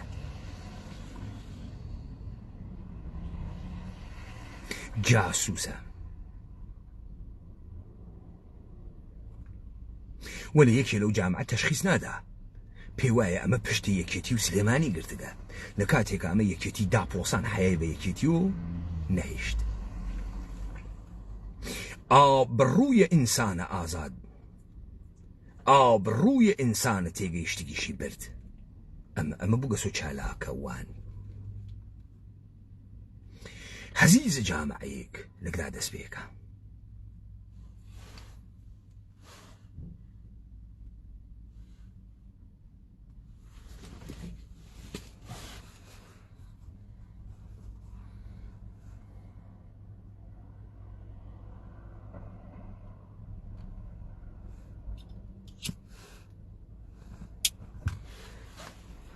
ئێستا ئێمە خوێندنەوەیەکمان کرد بەرامبەر بە پرۆپاگاندایەک بە پێچەوانەی ئەو دەرک و دەریافتە بوو کە خەڵک ئێشێ لێ بکە و ئەوەی کە ئێمە وتمان دروست بوو ئیستا ئێمە دوو بەیانەکە ئەخوێنین و با بزانن ئێمە لە زەرفە سێ چوار مانگە گوزەشتا تەمامە ئەم شتێکی ئیستا لەم بەیانە تێت تحلیلمان کرد بوو و مەوجود بوو ئێستا من ئەم بەیانتانە بۆ خوێنمەوە و هەرتیان تحلیلەکەم تۆ بۆ بەیان ئەدەیتە دەرەوە بەیان ئەدەیتە دەرەوە تا ڕای گشتی وەکو کەرەستەی گوشار بەکاربێنی ڕای گشتی وەکو ئەوەی کە لەگەڵە بێ یا لەگەڵە نەبێ تۆ لەگەڵ حرەکەتێکا کە کردە ڕای گشتی و خەڵک وسکوت وێ یا بەرامبەرە بوێسێ بۆیە تۆ دوژمنە خۆت لە ڕای گشتیە خوێنی مباحەکەی تا وەختێ داد لە میلە ئەسڵحە لە وەسەتە خیابان کوشتە کەسێ نەیە دەسە بگرێ کەسێ نەیە بێژێ تۆ موجرمی بێژێ تۆ قاتڵی تۆ ئێشێ حیا بەکابراوە نەهێڵی دایسە بزانین ئەم ڕای گشتیە کە خەرقەرارە بە بەیانە حکوومەتە هەرێم دەست پێ بکە چۆنە هاوڵاتیانە خۆشەویست من و کابینەکەم لە بەردەم پەرلەمانی کوردستان و ئێوەی خۆشەویست سوێندمان خواردووە کە کار بکەین بۆ بەرژەوەندیە باڵاکانی گەل و نیشتمان و پاراستنی کیاونی دەستوری هەرێمی کوردستان دەستپێکێکی یەکجار بە قووەت بوو لە کامە پێگەوە لە پێگەی حکوومەتداری بە شێوەی دەوڵەت ملەتی و قاڵە بە نوێنەرایەتی وە وەکالەت لە بوارە بوروکراتیکۆ خەتابە نوێنەرێکی و دەرخەرە ئیرادەیە خەڵکی بەرامبەر بە مردم وەکو ئەمیندارە ئیرادەیە مردم دروستە و دەستەواژەی دروستی بەکار هاوردگە و کاملەن سیاسیانە مقدمەکەی دەست پێ کردە دیسانەوەی خوێنم من و کابینەکەم من و تەمامی وەزیرەکانی لە بەردەم پەرلەمانە کوردستان کە نوێنەرە ئێرادەیە ئێوەس و ئێوەی خۆشەویست و ئێوەیە کە چاوتان بوو بە شێوەی مستەقیم سوێندمان خوارد کە کارکەین بۆ بەرژەوەندی باڵاکانە گەلە کوردستان خێرە گشتی پاراستنە کیانە دەستوری دیسان یعنی دەستورێک لە ئێرادەی ئێوە هات کەسە دەر ئازادیە ئێوە دەرئەخا و ئێمە جێبەجێبوونە ئازادیە ئێوە لە ڕێگەی جێبەجێبوونە دەستور تەمینەکەین هەر بۆیە لە سەرەتای ئەم کابینەیەوە وا ڕێکەوتین کە شوێنەواری دوو ئیدارەیی بسڕینەوە و بڕیارەکانە حکوومەت لە سەرانسەری هەرێمی کوردستان بە یەک شێوە جێبەجێ بکرێت ئەمە کامەلاً حرەکەتێکی سەرۆکانەس لە جێگەیەکا کە خۆیان 30 ساڵە تحتە ناوە کوردبازی باسە ڕێخستنە ماڵە کوردەکەن ئیستا ئاغایەک بە ناوە سەرۆک وەزیران بە کابینەی جەدید و بە سوێندێکە خواستەیەکی بۆ پاراستنە خەیرە گشتی ها بە شوێنە یەک دەستکردنەوەیە چۆنیەتی بڕیاردان و بەرابەرکردنەوەی تەمامە خەڵکە هەرێمە کوردستان لە ژێرە یەک نەزمە کاملەن سەرۆکانەس و کاملەن ژیرانەس نابێت لە هیچ بەشێکی هەرێمی کوردستاندا ئێستا ئێژێت بۆ خاتری ئەوەی کە ئێمە ئەم کارمانە بکردای ئەبوایە چی بکریایە تا یەک ئیدارەی دروست بوایە نابێت لە هیچ بەشێکی هەرێمی کوردستاندا بڕیاری حیزبی یان تاکە کەسی ڕێگە لە جێبەجێکردن و کار و بەرنامەکانی حکوومەت بگرێت کاملەن دروستە ئیستا ئێژێت کە بۆ ئەوەی کە ئێمە بمان توانیایە یەک ئیدارەی دروستکەین چون سوێندمان خواردە بۆ ئەم کارە بکەین نە ئەبوایە لە هیچ بەشێکی ئەم کوردستانە بڕیاری حیزبی یا تاکە کەسی ڕێگە بگرێت لە ئەرکی یەکسەرکردنەوەی حکوومەت قسە دروستە لەگرا حیزب کەرەستەیە گەیشتنە بە مەقاماتە حکوومەتیە حکوومەت لە حیزب گەورەترە حیزب هیچ کارەست حیزب ناتوانێت دەخاڵت کا لە کارە حکوومەتە ئەگەر حیزب بێت ئیرادەی حکوومەت بشکێنێ یانە حکوومەتەکە کە ناراوە حیچێنیە ئەوان خۆیان ڕعایەتی نەکەن خەڵکیش ڕعایەتی ناکە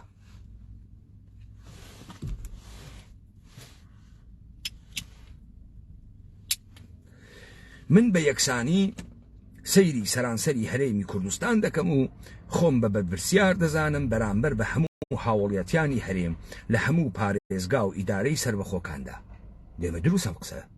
بۆ خاترەوەی لە گشت یەکێکی دنیایش پرۆسەی هەڵبژاردن کە تەواو ئەوێ ئەو بەشەوا شکستی خواردگە بە 48% شکستی خواردگە ناوێ هەست بەوە بکات دۆڕاوە دەبێ ئەو سەرۆک وەزیرانە ئەو ڕئیس جمهورە وا تەعامولیان لەگەڵا بکا کە چی سەرۆک وەزیران ئەوان و ڕئیس جمهوری ئەوانیشە بۆیە خواستەکانی ئەوان ویستەکانی ئەوان پرۆسەسەکانی ئەوانیش لەبەرچاو ئەگریت تا بزانێت ئەم دەوڵەتە ئەلا ڕەقمە ئەوەی کە لە ململەکانیە هەڵبژاردنە بردیوە بەڵام وەختی دەسەڵاتدارێتیەکەوە بە یەک چاو ئەنوار ڕێ بە تەمامە خەڵکەم سەرزەمینە ئەمە لە گەژێگەیەکی نیام دیعایەیە بۆ ئەکرێ تا ئەگرا لە ڕۆی پرنسیپەکانە ئیدارەکردنە نوێنەرایەتیە حکوومەت گەلە پارلەمانیا خەریکە دروست ئەڕواتە بەرەوە و دروست خەریکە قسەکە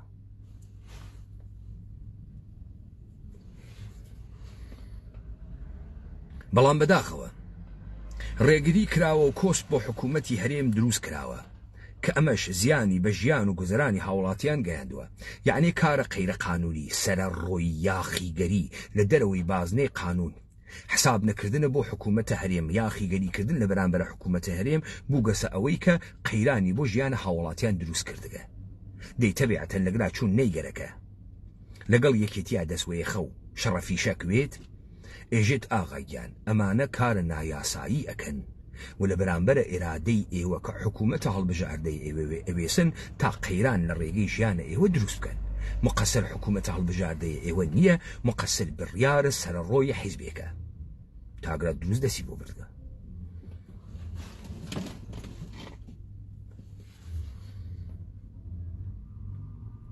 نزیکەی 2 ساڵە کێشەی کۆکردنەوەی داهات و نەمانی پارە لە بانکەکانی سنووری سلێمانی و گەرمیان و هەڵەبجە و ڕاپەڕین هەیە بە دوواداچوونی ئەم کێشەمانە کردووە و لیژنەیەک لە وزارەتی دارایی و ناوخۆ بە دوا داچوونی ئەم کێشەیەی پێکێنرا بەڵام کرۆکی ئەم کێشەیە ئەوەیە کە هەندێک کەس و لایەن لە پێناوی بەرژەوەندی خۆیان دەست دەخەنە ناو پرۆسەی کۆکردنەوەی داهاتی ئەم سنوورانە. لەگلا ڕئیس حکوومەت وتی ئێمە لە ژنەمان هاوردگە پوڵەکانە ناو بانکەکانە زۆنە سەوز ئەدزرێت هەندێک کەس ئەیدزن داهاتەم هەرێمە ئاخوان یعنی ئەوەی کە بۆ ئێمە هاتکە ئێمە داگمانە ئەمان ئەیدزن لەگاکردنیە دەست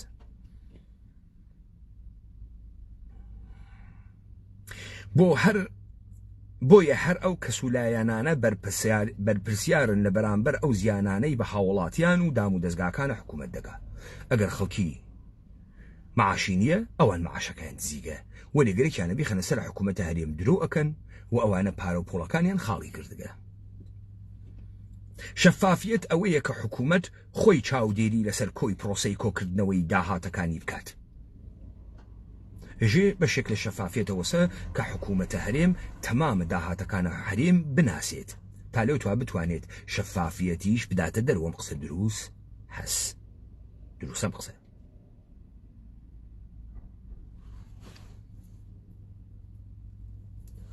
نەک بە تەنیا ئاگاداری ئەو بەشە بێت کە بۆ حکوومەت جیا دەکرێتەوە لە سەرەتای ئەم کابینەیە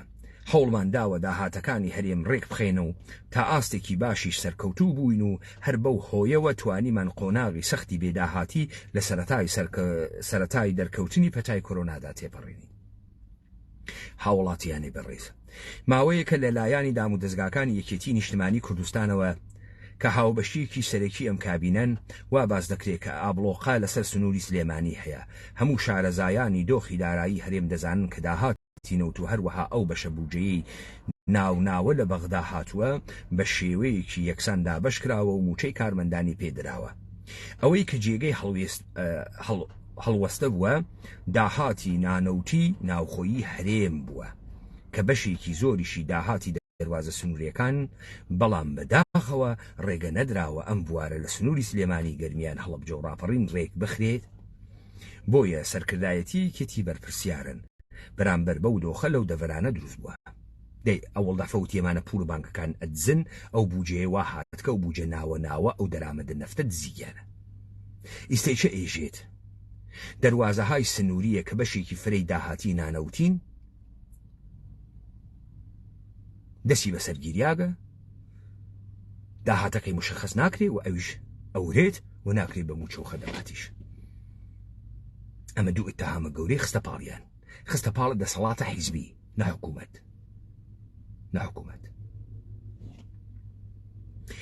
ئەگەر بەرژەوەندی هاوڵاتیانمان لەسەرەوەی بەرژەوەندی حیزبی دابنرێت ئالەگرا خەریکە دوو بژاردە ئەخاتە بەرپێی یەکێتی نیشتمانی و بە زمانێکی سیاسیانە خەریکە باسە خەیرە گشتی ئەکات تەکە منفعەتە حیزبیە. تەبیعەتەن ئەگەر ئینسانێکی تێگەیشتوو لە دنیای ئمڕۆبیت بە شێوەی ئاشکرا نایژیت منفعەتی حیزبی ئەدەم بە منفعەتی گشتیە. ئیستە ئەم ئێژێت بە زوانێکی سیاسیانە ئێژێت یەکێتی بەرژەوەندی گشتی خەڵکە کوردستانی نابود کردگە لە پێناوە بەرژەوەندیە حیزبیە خۆیان. ئەگەر بەرژەوەندی هاوڵاتیانمان لەسەرەوەی بەرژەوەندی حیزبی دابنرێت ئەوە چارەسەری ئەم دۆخە ئاسانە و پلان و بەرنامەی کارەکانمان هەیە بۆ چارەسەرکردنی ئەم کێشەیە. یانێ ئەگەر نایەنە بەرەو بۆ خاترەوەی بەرژەوەندی حیزبی خۆیانیان لەبەرچاوە نەک بەرژەوەندی مردم. و هەنگاوی باشیشمان نابوو بۆ چارەسەری بەڵام بەداخەوە ڕێگەگیری کریا لە جێبەجێکردنی دواتریش کردەوەی تێرورکردنی هاوکارجاف ئەو پرۆسانەی بە تەواوی پەکخست. یعنی ئێمە هەوڵێکماندا لێ و دوا پرۆسەی کوشتنی هاوکارجاف لە هەولێر کارەکەی پێش پێگرت. کێشە دایرایەکان و بابەتی کۆکردنەوەی داهات نزیکەی 2 ساڵە هەیە و دەیان کۆبوونەوە و لەسەر ئەم بابەتانە کراون بەرچاوڕوونی باش هەبووە و بۆ چارەسەری بڕیاری ئەنجومەنی وەزیرانیش هەیە بۆ ناردنی هێزی هاوبەش بۆ دەواازە سنووریەکان بەڵام یەکێتی نیشتمانی ڕێگیر بۆ هەڕەشەی ئەویانە کردووە کە ئەگەر ئەوە بکرێ شەڕی ناوخۆ ڕوودەدات. بۆیە لەم کاتەدا زەقکردنەوەی ئەم بابەتە تەنیا بۆ ئەوە بووە تیشک نەخرێتە سەر بابەتی تەرۆرکردنی هاوکارجاف لە جەرگەی پایتەختی هەرێمی کوردستان. ئێستا ئەوانەی کە ئێژێن ئابلۆقە خریاگە سەر ئێمە و دەواازە سنووریەکانمان ڕادەست نەکردگە و تهدید کریاگی نوۆمانە بۆ خاتری ئەوەسە مەسئلەی هاوکار جاف پۆخڵەواتکەن.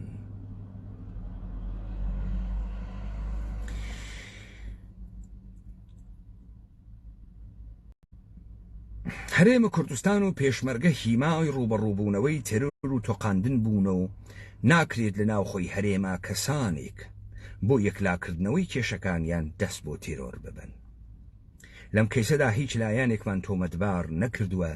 تەنیا ناوی چەند کەسێک تۆمەتبار هەیە کە دەبێت ڕادەستی دادگا بکرێت و بۆ ئەمە بەستەش بە فەرمی نووسراوە ئاڕاستەی لایەنی پەیوەندیدار لە سلێمانی کراوە.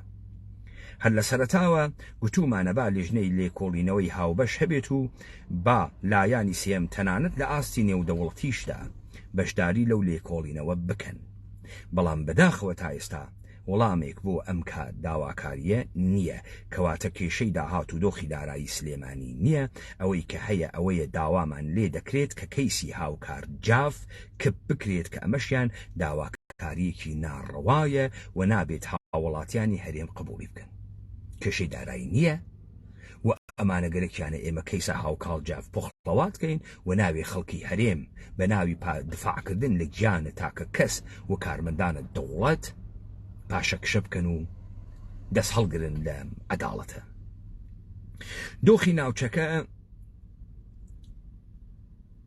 لێمان دەخوازێت کە کێشەکانمان چارەسەر بکەین و بەهێزەوە بەرەو داهاتوو هەنگاو بنێن. لێرەدا لە پێناو بەرژەوەندی گشتی و تێپەڕاندنی ئەم قۆناغە ئەم چەند خاڵەی خوارەوە دەخەمە بەرڕای گشتی و هەمولایەن. دۆخەکە چییە؟ دۆخەکە وەسا حکوومەتە هەرێم تووشی مەرگە سیاسی بووگە لە بەغا بالئەخەرە یەکێ پیا ئەوێت تەوازونی گەندەڵیەکە ئەشێوێت چ مقتەدا سەدروێ چ لایەنێکی تری شێعەوێت و ئەمان تووشە مەرگە سیاسی بووگن و من پێشوتە وتم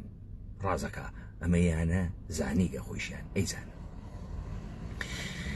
یەکەم لەبارەی کەیسی تەرۆرکردنی هاوکار جاف کە هۆکاری سەرەکی ئەم دۆخە ئاڵۆزەیە داوا دەکەم سەرەتا تۆمەتباران ڕادەستی دادگا بکرێن.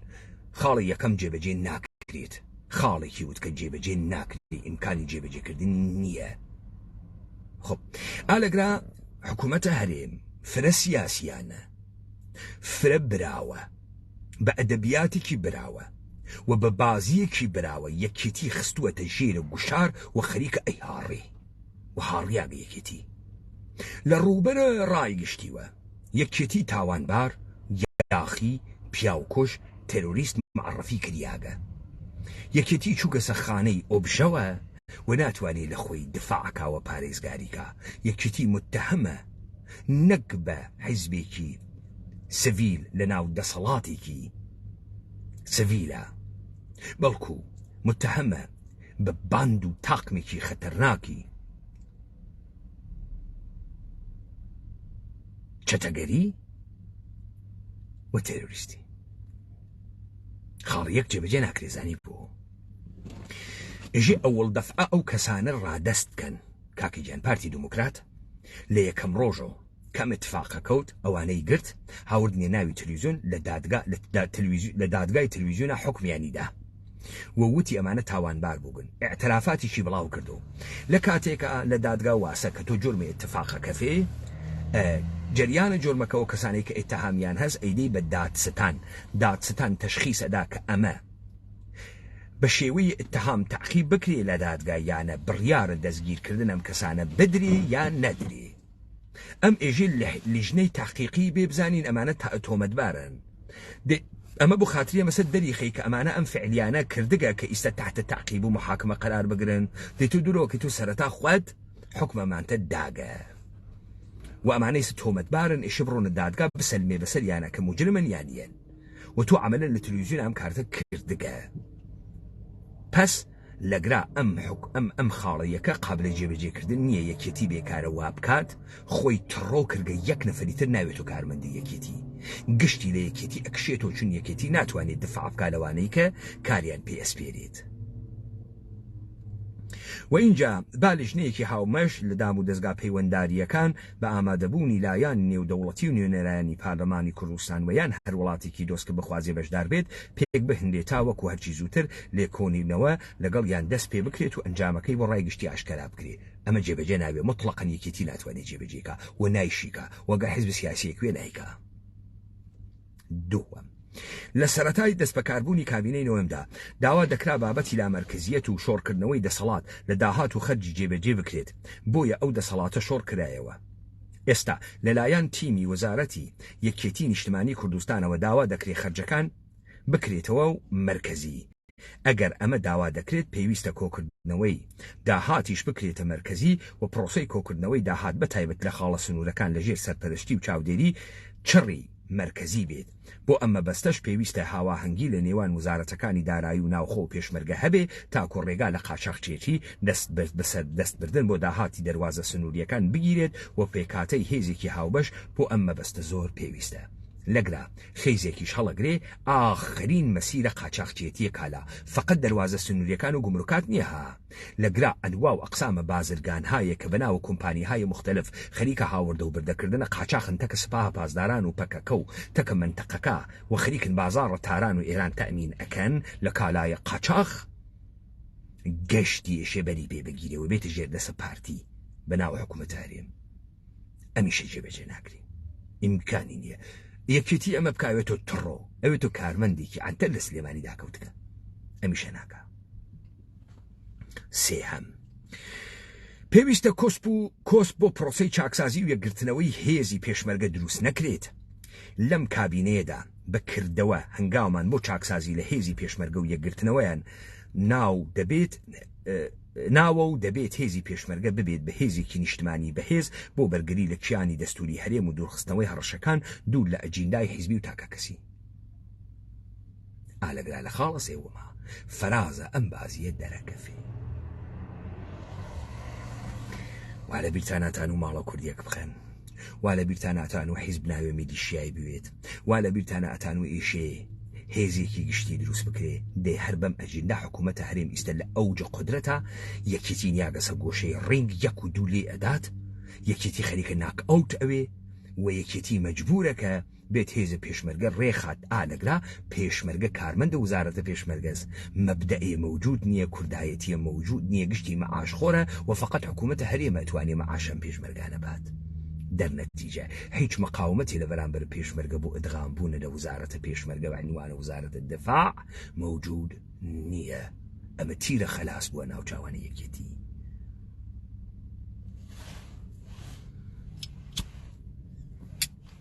و ئەمما خاڵە چوارە، خاڵم مهم لە پێناو بەرژەوەندی گشتی و پرۆسەی دموکراسی لە هەرێم پێویستە هەرچی زووتر پەرلەمانە کوردستان دانیشتنە خۆی ساز بکات بۆ کاردانەوەی کۆمیسیۆنی باڵای هەڵبژاردن تاکو بەکردەوە هەنگاو بۆ سازدانی هەڵبژاردن بنرێت و پێویستە ئەمساڵ هەڵبژاردننی پەرلەمانە کوردستان بەڕێوە بچێت و ئێمە لە حکوومەتی هەرێم ئامادەین هەموو پێداویستیەکانی هەڵبژاردن لە زووترین کاتدا دابین بکەین. دووبارە تۆپەکەی خستە زەمینە یەکێتی و ئیسێژی ئێشێ بڕۆین بەرەوە هەڵبژاردن. بۆچی؟ بۆ ئەوەی کە لەم هەڵبژاردنە حتمەن یەکێتی تعدادێکی فرەکەم کورسی دێرێت، 5 کورسی، 7 کورسی، 3 کورسی و حتمەن ئەم دەفعە نەتیجەی واقعیە کورسیەکانی یەکێتی دەرەخەن. ئەمانە پەیوەستکەن بە خاڵەکانی سەرۆتێ مەسەریان. خەیلێ مهم دەسە گەورەیەکیان وەشانگە لە یەکێتی بێ ئەوەی کە دەسە خۆیان بە ئەوە نەخوێن ئالوودە بوێت. یەکێتی نابوودە، یعنی کوڕەکانە جەلال تاڵەبانی نابوود بووگن. پەنجەم، دەبێت لایەنە سیاسیەکانە بەشدارە لە حکوومەت وەک حیزب پاڵ پشتە حکوومەتە هەرێم بن و نابێت لە ناو حکوومەت بن و ڕۆڵە ئۆپۆزیسیۆن ببینن. ئەم قسە ڕاستە زانیانی چی؟ یعنی ئەگەر لە حکوومەتە هەرێم 120 کورسی لە پارلەمانە هەست 53 نەفەر 53 کورسی یا 63 کورسی ئەتوانێت حکوومەت دروستکات. ئەگەر پارتی 48 کورسی هەست بە 2 حیزبی چکۆلێتر بە ئێعتلاف لەگەڵ 2 حیزبی چکۆلێتر وەکو سۆسیالیست و وەکو یەکگرتو ئەتوانێ زۆرینەی حکوومەت تەشکیل بە. دەرنەتیجە یەکێتی نیشتمانی ئەیتوانی لە پارلەمانە بێت بە ئەندام پارلەمانەکانی وەکو ئۆپۆزیسیۆن بێسێت تەمامە خیانەتەکانە حکوومەتە هەرێم بە خائینی، بە خیانەت، بە کەمکردنەوەی کار، بە سەقەتی بیسەلمێنێت و ئەو جا بیکاتە کریدیت لە گیرفانە خۆیان لە انتخاباتە داهاتوو ئەم جار یەکێتی 7 کورسی بێرێت. ئەم قسە ڕاستە، وەلی یەکێتی لە ڕۆژە ئەوڵ ئەگەر 2 کورسیشی هەبێ و 10 کورسیشی هەبێ تعدادێکی مشخص وەزیری بووگەوە ناوەم کابینە موجود بووگە. دەرنەتیجە کابینەیە و کارنامەیە کابینەی حکوومەتە هەرێم کارنامەیە حکوومەتداریە یەکێتیش هەست و یەکێتی ناتوانێت حملە بکا بەمە. دەرنەتیجە ناتوانێت ڕۆڵە ئۆپۆزیسیۆن بگەڕێنێ، ناتوانێت. ئەم قسە دروستە. پێویستە وەزیر و تیمەکانی وەزارەتەکانیش جێبەجێکاری ئەجیندای حکومی بن و نابێت کێشە و ئاڵۆزە سیاسیەکان بگۆزنەوە ناو حکوومەت. ئەم قسە دروستە. دقیقاً وەکو ئەو 3 نەفەرەی وە مەعاونە وەزیرە ناوخۆ بوون و یەکێتی ئیخراجی کردن و هەنووز پارتی ئەوانەی لەسەر کار هێشتگەسەوە چون بە کارمەندە حکوومەتیان نەزانێ، کارمەندە کابینەی نهۆمیان نەزانێ، پۆست و پلان هەز حکوومەتیشە دەریان کە یەکێتیش کارەست. بۆیە بەکردەوە نیشانی ئەدات کە حتا ئەگەر یەکێتی ئەندامێکی خۆی دەرەکا ئەمان لە کابینەی حکوومەتە کەسێ دەر ناکەن. دەبێت کێشە سیاسیەکان لە دەرەوەی حکوومەت هەوڵی چارە سەرکردنیان بدرێت نەک کاری حکوومەت پک بخەن. ئەمشە دروست تا ئەگرا پارتی دموکراتی کوردستان لە ژێرە ناوە حکوومەتە هەرێمە کوردستان و کابینەی نهۆم دەسێکی یەکجار گەورەی خەتەرناکی سیاسی وەشاندگە لە یەکێتی و یەکێتی دۆڕاوە مطلق و هاڕیاگە مطلقە حەجی وە دەفاعکردن نەماکە بە هەموو بوارێک و یەکێتی جەنجەڕ دریاگە گەمارە و دریاگە یەکێتی وا لە جێگەی ئۆبژە تەبدیلیش کریاگە بە حیزبێکی یاخی چەتەی دزی تێرۆریست. بە زوانە چی؟ بە زوانە قانون و یاسا و مؤسسات و دەوڵەت و حکوومەت. تا ئەم دقیقە وەڵامە یەکێتی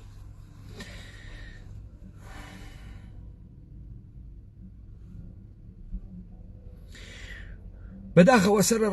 سەرڕای بوونی دنیایە کێشە و قەیران و قبوڵی ببەخشن من ئەم زوانم بۆ خوێندنەوەی ئەم زوانە بۆم سەختە. بەداخەوە سەرڕای بوونی دنیایە کێشە و قەیران و قوڵبوونەوەی زیاتری ناکۆکیەکان چاوەڕوان بووین بۆ یەک جار سەرۆکی حکوومەت وەک سەرۆکی حکوومەت هەرێم قسە بکات کاکە نامەعقوڵە کرد. نامەعقوڵە کرد. ئەمە وەڵام نییە هەر کەسی ئەم وەڵامەی داگەسۆیشێ ڕەمی بکرێ. ئەمیشە وەسە ئەو کەنیشکە ئەمە خۆی پاراستنە. ئەمە یەکێتی جوابی نەداگەسەوە، ئەمە پارتی جوابی داگەسەوە. چۆن وەکو سەرۆکی حکوومەت قسە بکا و کاورا وەکو تەمام قەت سەرۆکی حکوومەتێکی قانونی قسەی کرد کە سەری لە حکوومەتکردنەوێتەوە. چۆن وەکو سەرۆک قسەی نەکرد؟ باسی ئیتحاد و یەکگرتنەوەی کرد، باسی بەرابەری شەهروەندانی کردە بەرامبەر حکوومەتە، باسی خزمەتگوزاری یەکسانی کرد بۆ گشتیان، باسی پێکهاتەی هێزی نظامی یەکبەشی ملی کرد. چۆن وەکو سەرۆک حکوومەت قسەی نەکرد؟ باسی شەفافیەتی دارایی گەڕانەوەی تەواو سەرچاوەکانە ئابووریە مڵکە گشتی بۆ سنووق دەوڵەت کە نوێنەرایەتی ئێرادەی مڵکە گشتیەکە بە زوانە قانونی و سیاسی. ئەخ چۆن وا دەرنەکەوت؟ ئەوەسەر لەسەر کوشتنە هاوکار جاف کە کارمەندێکی حکوومەتی هەرێم بووگە مسڕانە تا ئاست دەرگیریە نظامی تەکە یەکێتیاوێ سیاگە. ئەو ئێژە بەیان و ئەمەسە خوێنە هاوکار جاف کارمەندە حکوومەتە هەرێم پێشێن نەکرێ ئەو وا ئێژیت. دەی چۆن ئەمە سەرۆکانە نییە؟ ئەی ئەگەر لە ژێر و تەکەتوا بسازیایە سەرۆکانە و دەئیستە لە ڕووبەرە خەڵکیوە ئێژن ئەشەوبی لە ئافرین نەهێشت خوێ لە ئەو کاوڕای بەدبەختە کوڕە فەقیر و هەژارە بەفەوتێ نەهێشت. نە بابا حکوومەتە کناراو نییە خەڵکی تیا بکوژن و لە ژێرۆ بسازێن تەکە یەکتریە. تۆ لە یەکەم دێڕا دیارە پاراستنی. ئەمە پاراستن وساگیسی.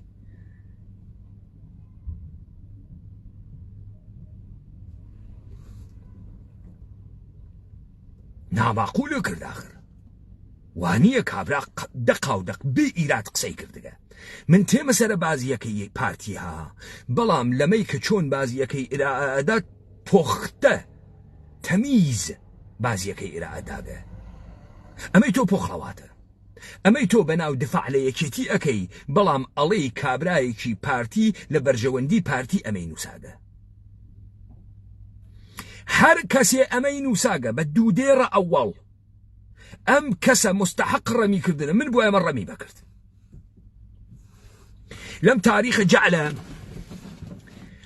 لم تاريخ جعلك من باورم بينيه نقل هزباب وتاني بكم عادة ايجن ايراني ماستاوچين بتايبتي اواني ديوان سالار فرم ماستاوچيتي كان ادبياتي كي خصاوي چاپلوسانه ماستاوچيانه هز اجا چنگيز وقتي هاو نيشابوري گرت چنگيز مغول گشتي كشتن اواني ناو كوشككانيان نكشت وتيان كاكا كارمند كوشكن بابي بو حكومت داري باشا منشيكيان بو وانشاء كاغز يكرد چنگيز عادتي وابو كاختاري اكرد بكسي ايود يا تسليم اويد يا خوازاني چنگيز مغول ام تاريخ جعل باس يكن وچاوي وابو شمشيري وابو خويني واي اخوارد چنگيز نايجي من چنگيز خانان بشمشير براو سپاي جرار سپاي خوين مجه هزار پلامار توي مشك رزق خويري ادم تيكا كمان ايجي يا تسليم اوي يا خوازاني بكابراي ديوان سالار ايراني اجيت اوكي نامه بنوسه بو فلانه كس بنوسه يا تسليم اوي يا خوازاني كابرا نيم ساعتي بيجي نامه كنوسي چنگيزه برسي او بونه توري كيشا دخو من خطي كموت كابرا چي توسي لا پري نوساده وقت دسكاو خويندن لچنگيز خانان مغول خانه چين خاله فلان دس بيكا لا پري كي وصف چنگيزه لا پري دوم وصف پاشاكز و چنگيز گركيسي تسليم بيد مثلا بو سلطان ساماني چوزانم كرشاي شاي آفاق وشاي فلان ومانا اجي چنگيز وتي گردنه وصقباو كبورن وتيان بو كروتي وخويريه دجمنكي رودار كرد اخ من كي واموت ام كابرا كوابا من الروخي شاي كرة خاور وكرة نازانم كيو شاي دنيا وشاي اقليم ومكيبا من الروخي اما دجمن اخو ما دوزنيه او احمق وا اما يدار جاندقه اما بارتي اما يكيتينيه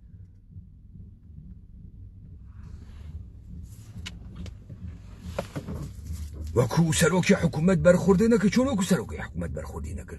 تو خود احمقي يا ديگران و احمق زاني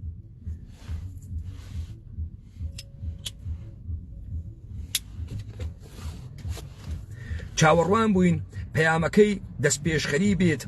بۆ چاکردنی دۆخی ژیانی هاوڵاتیان و کۆتایی هێنان بە کێشەکانی نێوان هێز و لایەنە سیاسیەکان دەقیقە لەو کارەی کرد وتی تۆ پوڵە دزی وتی تۆ دەواازە گومریکیەکان نادەیتە دەسۆ وتی تۆ خەڵکی ترۆر ئەەکەی و من نادەی بەوەی کە تاوانبارەکان بگیێت تازە من یەکێتیم محکوم نەکردگە 4 نەفەرم لە ناو یەکێتی محکوم کردگە کەسایەتی محکوم کردگە تازە ئێژم متهمن نايجم مجرمن او وتي ايوه برتان بيقرتقه ايوه بول ادزن خلقي معاشينيه ايوه داهاتي نانا وتي ادزن ناشفافن لسريناي دندسو بوي خيرانا ابو ايوه دروكن وتي ريقا كي وتي امانا رادسكن رادسي كان كيشي ابو دي حلبي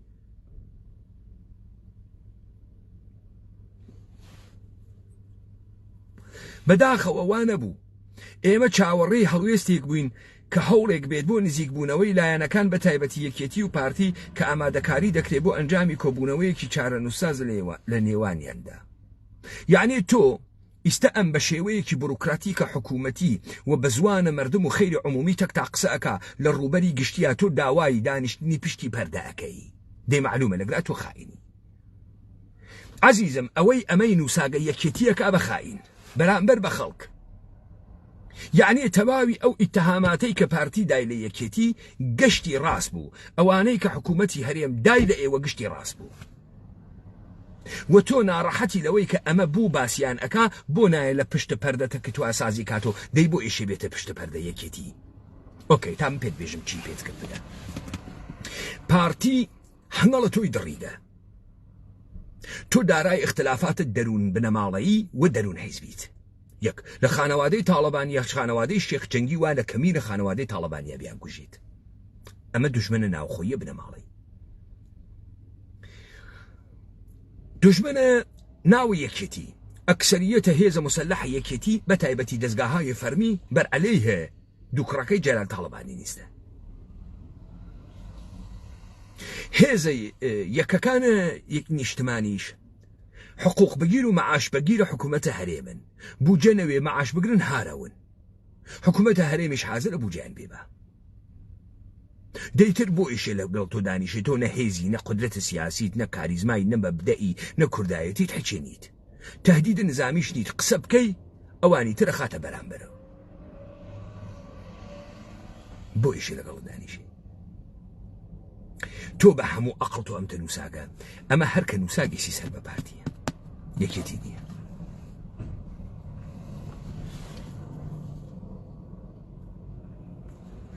ئێمە گلەیی و هەڵوێستمان هەبووە لە کردەوە و شێوازی ئیدارەکردنی ئەم کابینەیە کە مەسرور بارزانی سەرۆکێتی. مەسرور بارزانی خەتەرناکترین عنسورە ناو پارتیە،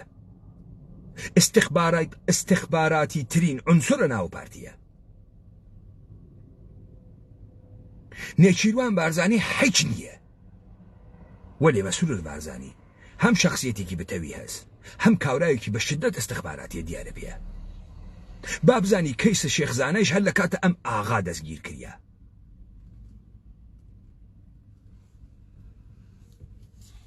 تۆ قەوارەی کاورا دروست نەوێنی تووشە هەڵا ئەوی.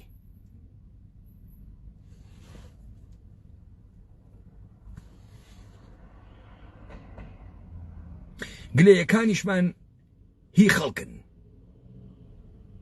کام گلەیتان خەڵکە؟ ئەمەی کە مەعاش نییە جواوتی داوە ئێژێ پوڵ بانکەکان مەدزن، ئێژی مەعاش نییە ئێژێ دەواازە سنووریەکان شەفافکەن و بابزانین چەندێک قاچاقشێتی تیاکەن فقط گومرکات نییە چەندێک کالای بێ گومرک دەرەکەن بەرەو ئێران کاسبی تیاکەن. چەند نەفەر لەو کۆمپانیانی ناوی بازاڕی سلێمانیە تەقیگن بگنۆ میلیاردر هەر بەم ڕانتەی کە ئیگرن. بۆی تۆ دەواازەی سنووری ڕادەست ناکەی تەبیعەتەن تۆ پوڵ و گومرکات نادزی. کاورا فکرەکە تۆ پوڵ و گومرکاتە دزی نازانێت کە دەواازەکە کردو ملیۆن لیتر مەشروب بە هەناردە ئێران ملیۆنها دلار پوڵ دەرتیری یەک شەو ملیۆنها دلار لە مەرزە بانە فقط جێبەجێکرێت. قاچاق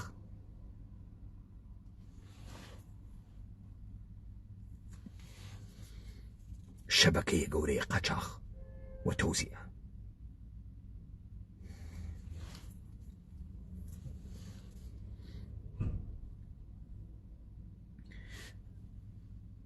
پەیوەندیان بە شێوازی حکمڕانیە،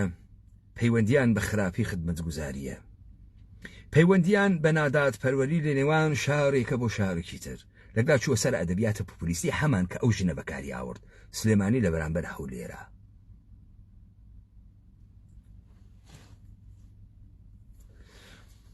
گلەیەکانیشمان گەیاندووە لە ڕێی نووسراوەیەکەوە نەک لە میدیا بڵاوی بکەینەوە بۆ مزایدەکردن و چارەسەرەکانیشمان داڕشتووە لە پێنا و پاراستنی بەرژەوەندی گشتی هەرێمەکەمان. دێتۆ ئێشتباو کرد. ئەم وەختی ئەزانێ ئەتوانێت لە وجدانە عمومی ئێوە مەحکومکە بەڵگەکانی لە وجدانە عمومی ڕووەکە کارتە فشارە وجدانە عمومی بەرامبەر تۆ بەکارەوە. ئیستا تەمامە خەڵکە سلێمانی ئێژێت ئێوە پوڵ و مەعاشتان بۆ تێ و ئەیدزن. ئیستا تەمامە خەڵکە سلێمانی ئێژێت ئێمە کارمەندە حکوومەتین و پارتی کارمەندانە حکوومەت داڵدە ئەدا و حقوقیان ئەداوە لێ ئێوە نایدەن. ئێوە دەستان گرکە بەشتە شەبەکەی قاچاخۆ خەریکن پوڵ خۆتان دەرتێن چاو مردمیش دەرەهات عیددەی لە بازاڕە سلێمانی تەقیگن وا نزیکە ئێوەن تەقیگن. کاورای ژنان نییە بیخوا بەسەر عەرەبانەیەک و خەریکە دەستکە پەتەڕە پیاز ئەفرۆشێ کەس نییە بیسێنێت. ئەمە ڕای گشتێکە ئەو دروستیەکە. تۆ باسی موسسات و سەروەریی یاساکەی ئەمە 30 ساڵە وتە ئەگرا هەرێمە کوردستانە و وڵاتێکی ترە و سنوورێکی تری هەست و مستەفا سەلیمی داوە دەسەوە وتە مستەفا سەلیمی تاوانبارە و ئیعدامیان کرد. ئیستا ئەویش بە دام و دەستگا و حکوومەت و یاسا و قانون تەک تا قسەکە. ئەژێ تۆ پێشێرکارە یاسایی پێشێرکارە قانونی یا خیت ترۆر ئەەکەی و بڕیارە تاکەلایەنە ئەدەی و ئیرادەی حکوومەت ئەچەمێنی تۆ لەگرا ئیرادەی حکوومەت لەسەر ئیرادەی گشت کەسێکە. ئەگەر ئەگرا حکوومەتە و کناراونیە و بە ئەدەبیاتە خۆت ئەدواتە دادگاهە گشتی و خراوی پێچکردگە ئەمەی کە ئەمەی نووساگە دانەی خائین لە بەرەیە پارتیە واگەرەکێسی یەکێتی لەمە تڕۆتر بکاکە هەست و مەحکوم بوون. ئیستا تۆ لە پشتە پەردە دانیشی چۆن لەسەر ڕای گشتی لە پشتە پەردە دانیشی دێ ئەمە نیشانەدا حکوومەتە هەرێم شەفافیەتی هەست کە لە میدیای گشتی و باسیەکە و تۆ گەرەکتە لە پشتە پەردە باسیکەی دێ لەگا نیشانەدا تۆ زوعفە هەست ئەو زوعفی نییە دەی ئیستە ئەمە یەکێتی بە هەموو ئەقلی و نووساویتی کێ نووساگیسی ئەمە ئەم کاورا وەکو ئەو ژنە بگرن دوو داری لێ بن دەرەکەوی چکارەس ئەمە سەر بە دەستگاهای پارتی و پارتی کارەکە کێ نووساگیسی کێ ئەمەی داڕشتگە کامە هەیئەت داڕشتگە ئەمە دەقیقەن وا لە شوێنە ئەوەی کە کوڕەکان تاڵەبانی لابووەت بەمە ئێژن سیاست بەمە تەشخیص ئەدری کێ دۆسە کێ دژمنە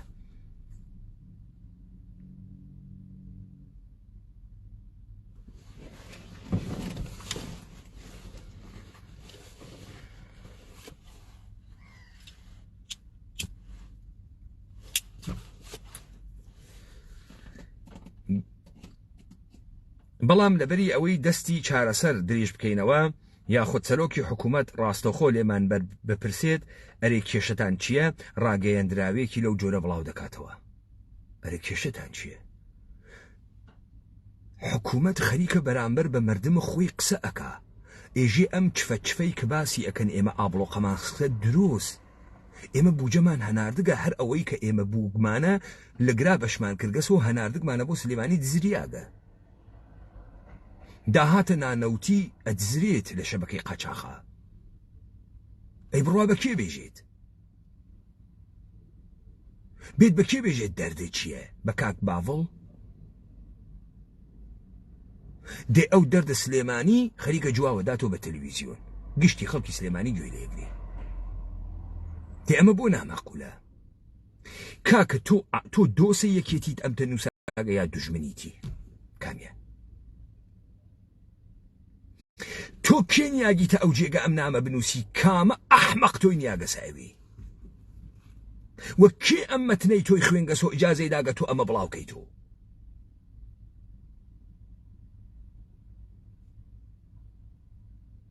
دێ خۆ تۆ لەگرا تەمامەن مەحکوم کریای بە تەمام ئەم کارانە سەرە ڕای ئەمە تۆ وایتە پێگەی زوعف و هەر داواکەی با بڕۆینە پشتە پەردە لەگەڵ یەکتریا ساز ڕێکەوین لەگەڵ یەکتریا ڕێکەون چه امتیازاتێ بدەی تاکوێ گەرەکتە امتیاز بەی دەی ئیستە بەشێ ئەندامەکانە تۆ لە تۆ قبوڵیان نەکردایە چۆن ئەڕۆی لە پشتە پەردە ڕێکەوی ئەو ئیستە بە شێوەی ئاشکارا 50 گۆڵی لە تۆ داگە تۆ مطلقاً لە ساحەی عمومیە دۆڕیاگی لە ڕای گشتیشا دۆڕیاگی لە کارنامەی ئەمەلیشا دۆڕیاگی ناتوانی ئەو مەعاشخۆرانەی دروستکردگە بە تەوزیع ئەم مەعاش تێریارکەی نە بە دروستکردنە پێگەی ئابووری دەی چۆن بازیە دۆڕاوەوە ئەکەی لەبارەی شەهید عەقید هاوکارجاف سەرۆکی حکوومەت دەیەوێت بە زۆری زۆرداری یەکێتی و چەند کەسایەتێک لە ناو یەکێتی تۆمەتبار بکە ئەوڵەن ئەوتی ئێمە لایەنەیەکمان تۆمەتبار نەکرد لەگەڵ درۆکەی چەند کەسایەتی وتی تۆمەتبارن ئۆکەی بیریان چووە لە سەرەتای ڕووداوەکە ئەوە یەکێتی بوو داوای لێکۆڵینەوەی هاوبەشی کردووە داواشی کردووە کە لایەنە نێودەوڵەتیەکان بەشدار بن لە لێکۆڵینەوەکان کەچی دەستگای ئەمنیەکانی سەرۆکی حکوومەتی هەر زوو سەناریۆکەی خۆیان بڵاو کردەوە دایانەوێ بیکەنە ئەمری واقع تازە بە تازە سەرۆکی حکوومەت قسەی یەکێتی دووبارە دەکاتەوە دەڵێ با لایەنی نێودەوڵەتی بێنە ناو لێکۆڵینەوەکان پاش چی دوای ئەوەی سەناریۆکەتان بڵاو کردوێتەوە دەخوامە قسەی حیزبێکە با ئێستا من تحلیلی کەم ئەمە و تەواوی کەم تڕەهاتی نووساگە یەکێتی تا ئاخر وا لە مەوزع الزعف و ئیعترافی بە تەمامە ئەم تاوانانە کردە ئالەگرا یەکێتی دۆڕیا کوڕەکانە جەلالە تاڵەبانی دۆڕیا نەزانی بوو لە تحلیلەکانە 3 مانگە پێشا وتم دۆسیەی هاوکارجاف بەرساختەی خودەی یەک پارتی بوو بازی پارتی بوو ئەمما دنەی یەکێتیدا یعنی چی یعنی پارتی نەهات کە هاوکارجاف بکوژێ بەڵام پارتی عیدەیەکی لە ناوی یەکێتی تەشجیع کردگە کە هاوکارجاف بکوژن و بەسەریشی و ممارەسەی بووگە تا ئەو لەحزە کرد ماشینەکە ئەتەقێتەوە کە چی بکات کە بەناوە ئەمەلیاتە قێزەونێک لە ڕۆژە ڕۆشنە پیاگێ بە ژنەکەی و بە دوو مناڵۆ بە ژنێکی ترەوە لە وەسەد خیابان ئەی برژێنن و مناڵەکانی بریندار ئەوەن دوو کەنیشک تێنە ناو خیابان باوکیان لە ناو ئاگرا ئەسووتی دیمەنی وا جەرگە گاوەر بە کاوەز و خاڵ خەیلە دیمەنە قێزەونێک بوو.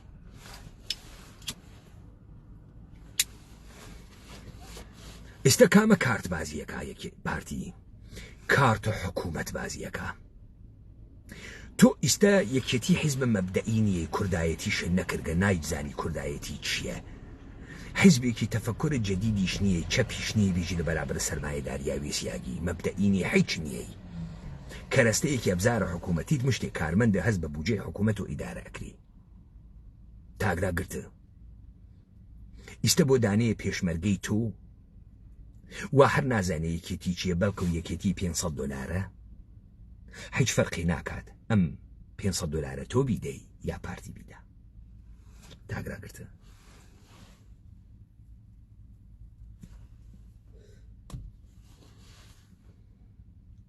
پس پارتی تێلەگرا بە عنوانە حیزبێک کوا لە ناوە حکوومەتە بەرئەگرێت بە تەسویە حەساوە سەلیقەیی لە ناوە ئەحزابە کە بەڕاحەتی کارمەندە دام و دەستگای موسساتە حکوومەتی بکوژن لەبەر شەهەواتە خۆیان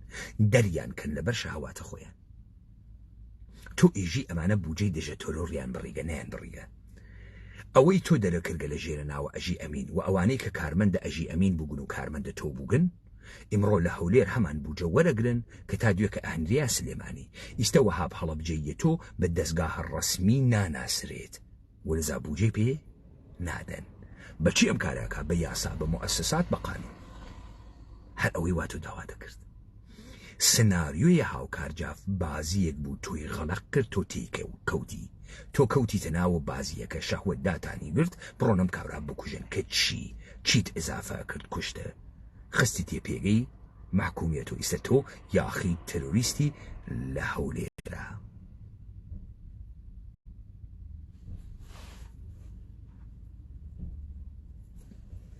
خب ئەمە چ کارێک دروزەکە؟ ئەمە ئەوە دروزەکە هیچ مقاومەتێ لە بەرامبەرە کارمەندانێک وانە هەڵەبجە و وانە ڕانیە و وانە پیرەمەگرون و وانە سۆران و وانە دەواازەی ڕاپەڕین و ئەمانە بەرامبەرە بە حکوومەتە هەرێم ناکرێت. حکوومەتە هەرێم خەریکە ئیتمینانیان پێدا کە ئەوانە پێگەی حیزبیان نییە کارمەندە حکوومەتن و حکوومەت مەعاشیان ئەدا و تەقاعودیشیان ئەکا خەریکە و پەیامە هەنێرێ بۆ ئەوان. ئەمە یعنی چی؟ یعنی بەرەی دەروون حیزبیە تۆ کە بە شێوەی کارمەندە موسسات بەکارە هاوردگن چ لە هێزە پێشمەرگە چ لە دام و دەستگای ئەمنیەتی یەکسەرە قڕۆڵەکە پشتە پێچۆڵەکە بە کەیسەکێ بە کەیسە ئەژی ئەمین و بە کەیسە هاوکارجاف بە کەیسە هەرتکیان و بە ئاخر بە کەیسە ئاغای چەتۆ دیت تۆ چەتۆ دەرکرد چەتۆ چوە دادگای فدراڵی بەرعەلەیهی ئێوە حکمیدا ئەمما حکوومەتە هەرێم ئەوانی لە پۆستەکەی خۆیان هێشتۆ ئەمە بە چ دەردێک ئەخوا ئەمە داڵدەکردنت دز و جەردە و قێخا مبارەک و ئەمانە نییە ئەمە پەیامێکە بۆ تەمامە هێزە پێشمەرگەت پەیامێکە بۆ تەمامە دام و دەستگاکان و پەیامێکە بۆ تەمامە کارمەندانە کارەبا و شارە و هاهنی و ئەمنی کە ئێوە مەعاشتان حقوقتان لای حکوومەتە هەرێم پارێزریاگە گوێمەدەنە یەکێتیش بڕوات بوێت نەوێت کورسی بوێت نەوێت ئێوە کارمەندن کەس دەرتان ناکە مەعاشە خۆتانەگرن و لە جگەی خۆتان ئەمێنێن و پێویستیش ناکە بەڵێ قوربانکەن و بە قوربانە کاک بافڵ بوون ئەو پەیام ئەوڵە کرۆکە توی شکانگە لەگرا لەکوێ ئەمە دەرەکەوێ لەوەی کە ئێژێت ئێشێ بێ هێزە پێشمەرگە ڕێخەی ئەها هاوارتانە کرد ئەو نەمایش و بابێندیکەی نەهێزە یەک ئیستا ئەووا لە مۆقعیەتێکە ناترسی پارتی لە دەست بدات وەێ تو وایتە مۆقعیەتێکا کە یەکێتی هیچ نییە بێجگە لە مەعاش وە لە دەسی ئەدەی بۆ ئەو پارتی لە دەست نادا چون ئەو بنەمایەکی بتەوتری لە تۆ دانیاگە ئیستا ئەو بکەرە کارەکەس و ئەو متمەئینە لەوەی کە دائیمەن لە نەمایشە انتخاباتە کورسی زیاتر لە تۆ تێریت دەسیشی ئەمیختر چووکە سەناوە جامعەکە و دەسیشی خسکەسە بینە قاقایتەوە تۆ ئەتوێنێت و ئەمە دوو و ئەمما خاڵە سێوەم داوای هەڵبژاردنە لێکە. من وتم پێیت شێوەی لابردنە ئێوە یا کودتای نظامیە یا بەستنەوەی کاگەر من بم هەرم کاراکەم بەستنەوەی بە هەڵبژاردنە. ئێوە لە تێی ساڵانە گوزەشتە لە هەڵبژاردنەکانە گوزەشتە ئوفتێکی گەورەتان کردە بە ئامارێک کە مەلا بەختیار لە کاتە جوابدانەوەی قسەکانە کاک باوڵا دایی و مقایسەی کرد وەختی ئەوان کاریان بۆ انتخابات کردگە چەندێ دەنگیان هاورگە وەختی ئێوە کردکتانە چەندێ داوەزیگەن تا 200,000 خوڵدەیە چووگن. ئێوە ئەمەلەن لە انتخابات تا 5 کورسی زیاتر نایر دێ ئەم دافەتشیتان پێکە ئەوڵەن هێزێکی یەکدەستی پێشمەرگەت نییە. ئەمە یەک اختلافاتێکی دەرونیت هەست جەماعەتی کۆنە پێشمەرگەی فاسدتان لاوەردگە ئەمانە گشتیان ئیستە مغۆمغۆتان لێکن و حاڵیان خراوە پارتیش ئەوانەی ڕاگرتگە لە ژێرۆ. بە نەمایشە هاوکارجاف و ئەژی ئەمین سابەتی کردگە کە یەک نەفەر لە حکوومەت دەرناچێت و دەری ناکەن. ئەگەر بتانون بەرەو انتخابات و شانی بۆ بن کە دوێکە فۆرمەکەی هاتە دەرەوە لە ئیستە تا 2 مانگی تر تاریخ انتخابات دەرەخەن. دەفتەرە نەچیروان بارزانی وتی و ئێوەش هەر لە گرائێژن لە انتخابات ناترسن کە ڕۆشتن ناوە هەڵبژاردن 5 کورسیتان هاورد ئەو جار تەمامە زۆرە ئێوە 5 کورسیە نایەڵن لە حەدە 5 کورسی زیاتر بچن. ڕووداری بکەی ئەم دەفعە هێزە زێرەڤانیت بۆ ناهەنێرێت. ئەم دەفعە کۆنە یەکێتیەکانە ژێرە دەسە ئەژی ئەمین و لاهور شێخجەنگی ئەخاتە گیان و تۆ بچووکەوە کاتەوە تۆ تازە ئیتر ئەو قسە نییەی وامەلا بەختیار وتی یەکێتی یەک کورسیش بێنێ هێزە. یەکێتی تر هێز نییە. یەکێتی چییە؟ تۆ فکرەکەی سنوور سلێمانی قبول ناکە یەکێتی چون دژە پارتیە بۆ یەکێتی چییە؟ ئیستا یەکێتی کێس کۆسرەت ڕسو یەکێتی مەبدە ئەخۆ نییە. یەکێتی مۆرێکە لە گیرفانی هەر کەساوێت یەکێتیە. کێس مەلا بەختیارە کۆسرەت ڕسوڵە کوڕەکانە ئاغای تاڵەبانین لاهور شێخجەنی و کوڕەکانە جەنگین ئەژی ئەمینە ئەمسالە ئەژی ئەمینە کێس ئەمسالە ئەژی ئەمینی ژن ئێمە 40 ساڵە پێشمەرگەی یەکێتی وگین کوڕەکان ئاغای جەلال تاڵەبانی لەکوێگون خۆ کۆمپانی نییە. خودە ئاغای باوەڵ ئەمە ئەزانێت بە تانەوە ئێژێت من لە بنیان گوزارانم چون حەق من و سەرۆک جمهوری عێراق پێشێل کریاگە من لە بێشکا بووگم ئەو وەختە یەکێتی ئەندانیاگە منیش لەناو ئەو هەیەتە بووگم بەسەم قسە خوارەیە سێ وڕێ جار تاڵبانی نەماگەن و شوان مستەفا نەماگە هەر کام لەمانە ئیستە مدعیە یەکێتی بوونن خۆیان بە یەکێتی ئەزانن مۆرەکە لە گیرفانە هەر کامیان وێت یەکێتی ماگە. ئەوانەی کە ئیستر لە دەسەڵات دوورۆ خریاگنەوە و فاسد بووگن ئاغای پاڤڵ تاڵەبانی تۆ ڕازەکەی ئەمانە فاسد بووگن و تۆ بڕی فاسدت تەسویە کردگە ڕازەکەی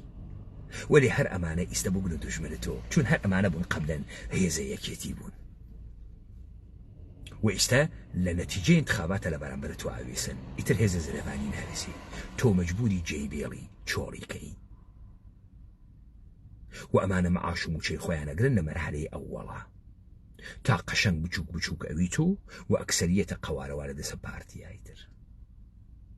ئەمەلەن یەکێتی نیشتمانی تەبدیل بوو بە حیزبێک وەکو یەکگرتو هێزە نەزامیش تحتە ناوە هێزە ملی لەدەست دەرتێرن بازیە بسیار پوختەی تەکتا کردگە و تۆ لە هەرچی ئەرسا دۆڕاندکتە چون ئەوانەی وانەبان پاڵت دەستا فکرەکەی مشاورتن گشتیان پاراستنن گشتیان یەک مشت خوێڕین وا خەریکن ئەوە ئەدوەنە خانەی محکومیە تا ئەگرا دۆڕیاگە مطلقی خەیری سەختە بدێرنە دەرەوە لە بازیەکە و نە بازیەکەت باختگە. دیسانەوە تکراریەکەم و سناریۆی کوشتنە هاوکارجاف سناریۆس هاوکارجاف کریا قوربانی تا بێتۆ ئەبزارە فشار و پارتی ئەم پاروێی خستە دەمەیەوە خەڵەتیان کەوتنە ناوە بازی ئێوە کردتان وەلی پارتی دەسە ئێوەی برد بۆ ئەم کردەوە نەتیجەکەیش ئێوێنی خۆ جەنجاڵی داگن دەواازە سنووریەکان بەنەوە تا داهات بێت هێزە پێشمەرگەی ڕێکخان هەڵبژاردن زوو جێبەجێ بکەن ئەمساڵ تمام ئەمانە یعنی یەکێتی نابوو دەوێ و نابودیەکەن ناوەیکن نەمێنێ نا کوڕەکان جەلال تاڵبانی لا ئەوەن لاهور لەسەری دانین یا هەر کەسێکی تر لەسەری دابنێ بەڵام ئیتر بنکۆڵ کریاگە ئێوەش دزی کۆ کریاگە و گشتی چەور بووگە و خوا هەڵی ناگرێت و تەواو ڕیاوە ئەمە پێژن بازی سیاسی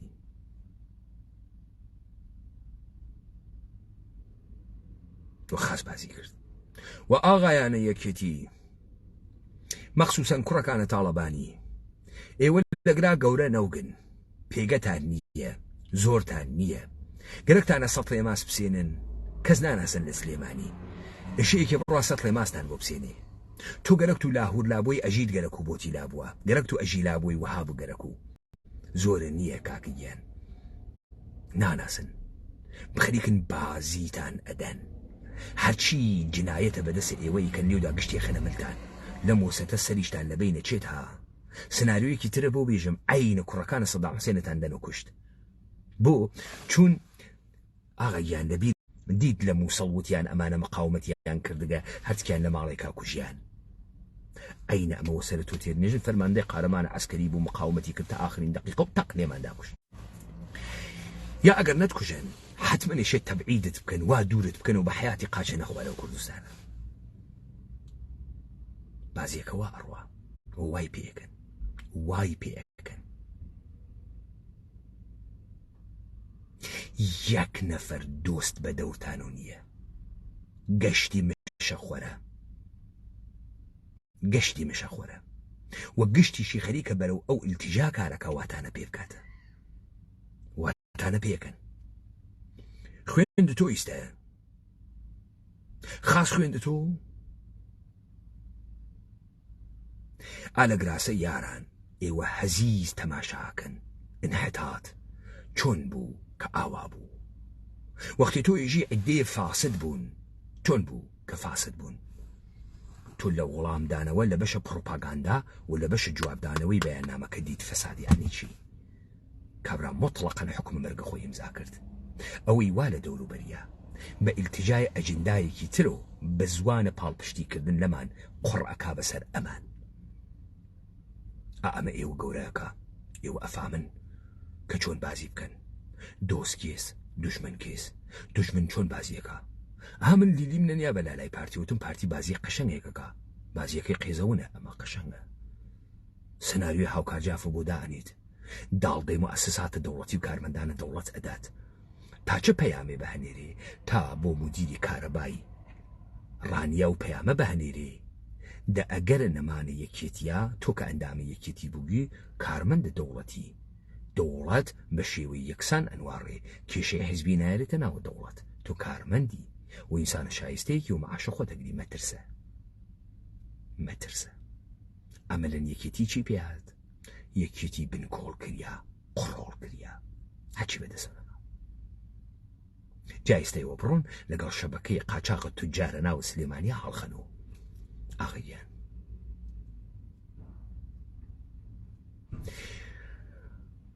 بەم ئیمتیازە گەورە کە پارتی گرتگێسی و ئاشکارای کردگە لە حکوومەتە هەرێما بە تایبەتی شەخصە مەسرورە بارزانی نایەتە دواوە حتا نەتخانایەتە دواوە کارەکەشی هیچ خەتەرناک نییە ئەگەرە شەڕە ناوخۆیش نییە ئەو کاملەن خەریکە ملی حکوومەتی قسەکە و تۆ مەحکومی تۆی لەگرا چەتەی تۆی لەگرا جەردەی تۆی لەگرا پیاوکوژی تۆی لەگرا تێرۆریستی و تۆی لەگرا خلافە قانون ئەمەڵ ئەەکەی و قانون دەورە دەیتۆ و ئیرادی گەل ئەشکێنی بەرژەوەندی خۆت ئەخەیتە بەر بەرژەوەندی گەل ئەمە ئەدەبیاتە پارتیە بەسەر تۆ سەپاندی و تۆ نەتزانی خواردت لێ لە گشت کەسێ خواردە تەکانێوە خۆت نەدەی ئەوەی وتم وەسەرە تێرنی منم تەحلیلمە 3 مانگە پێش کردگە ها 3 مانگە پێش مروتم بە پرۆژەی هەڵبژاردن واتانە پێەکەن سناریۆکان بە نەقە یەکتری و نەتیجەی خروجیارەوەسە باشترین جەڕاحی بێ ئەوەی قەترە خوێنێکی لێبێت جەڕاحیتانەکەن و خەریکن جەڕاحیتانەکەن وەلێ با حکوومەتە هەرێم بزانێ حکوومەتە هەرێمیش مەرگە سیاسی توش بووگە ئەو خۆیشی جەڕاحی ئەوێت دا ئێوە خۆش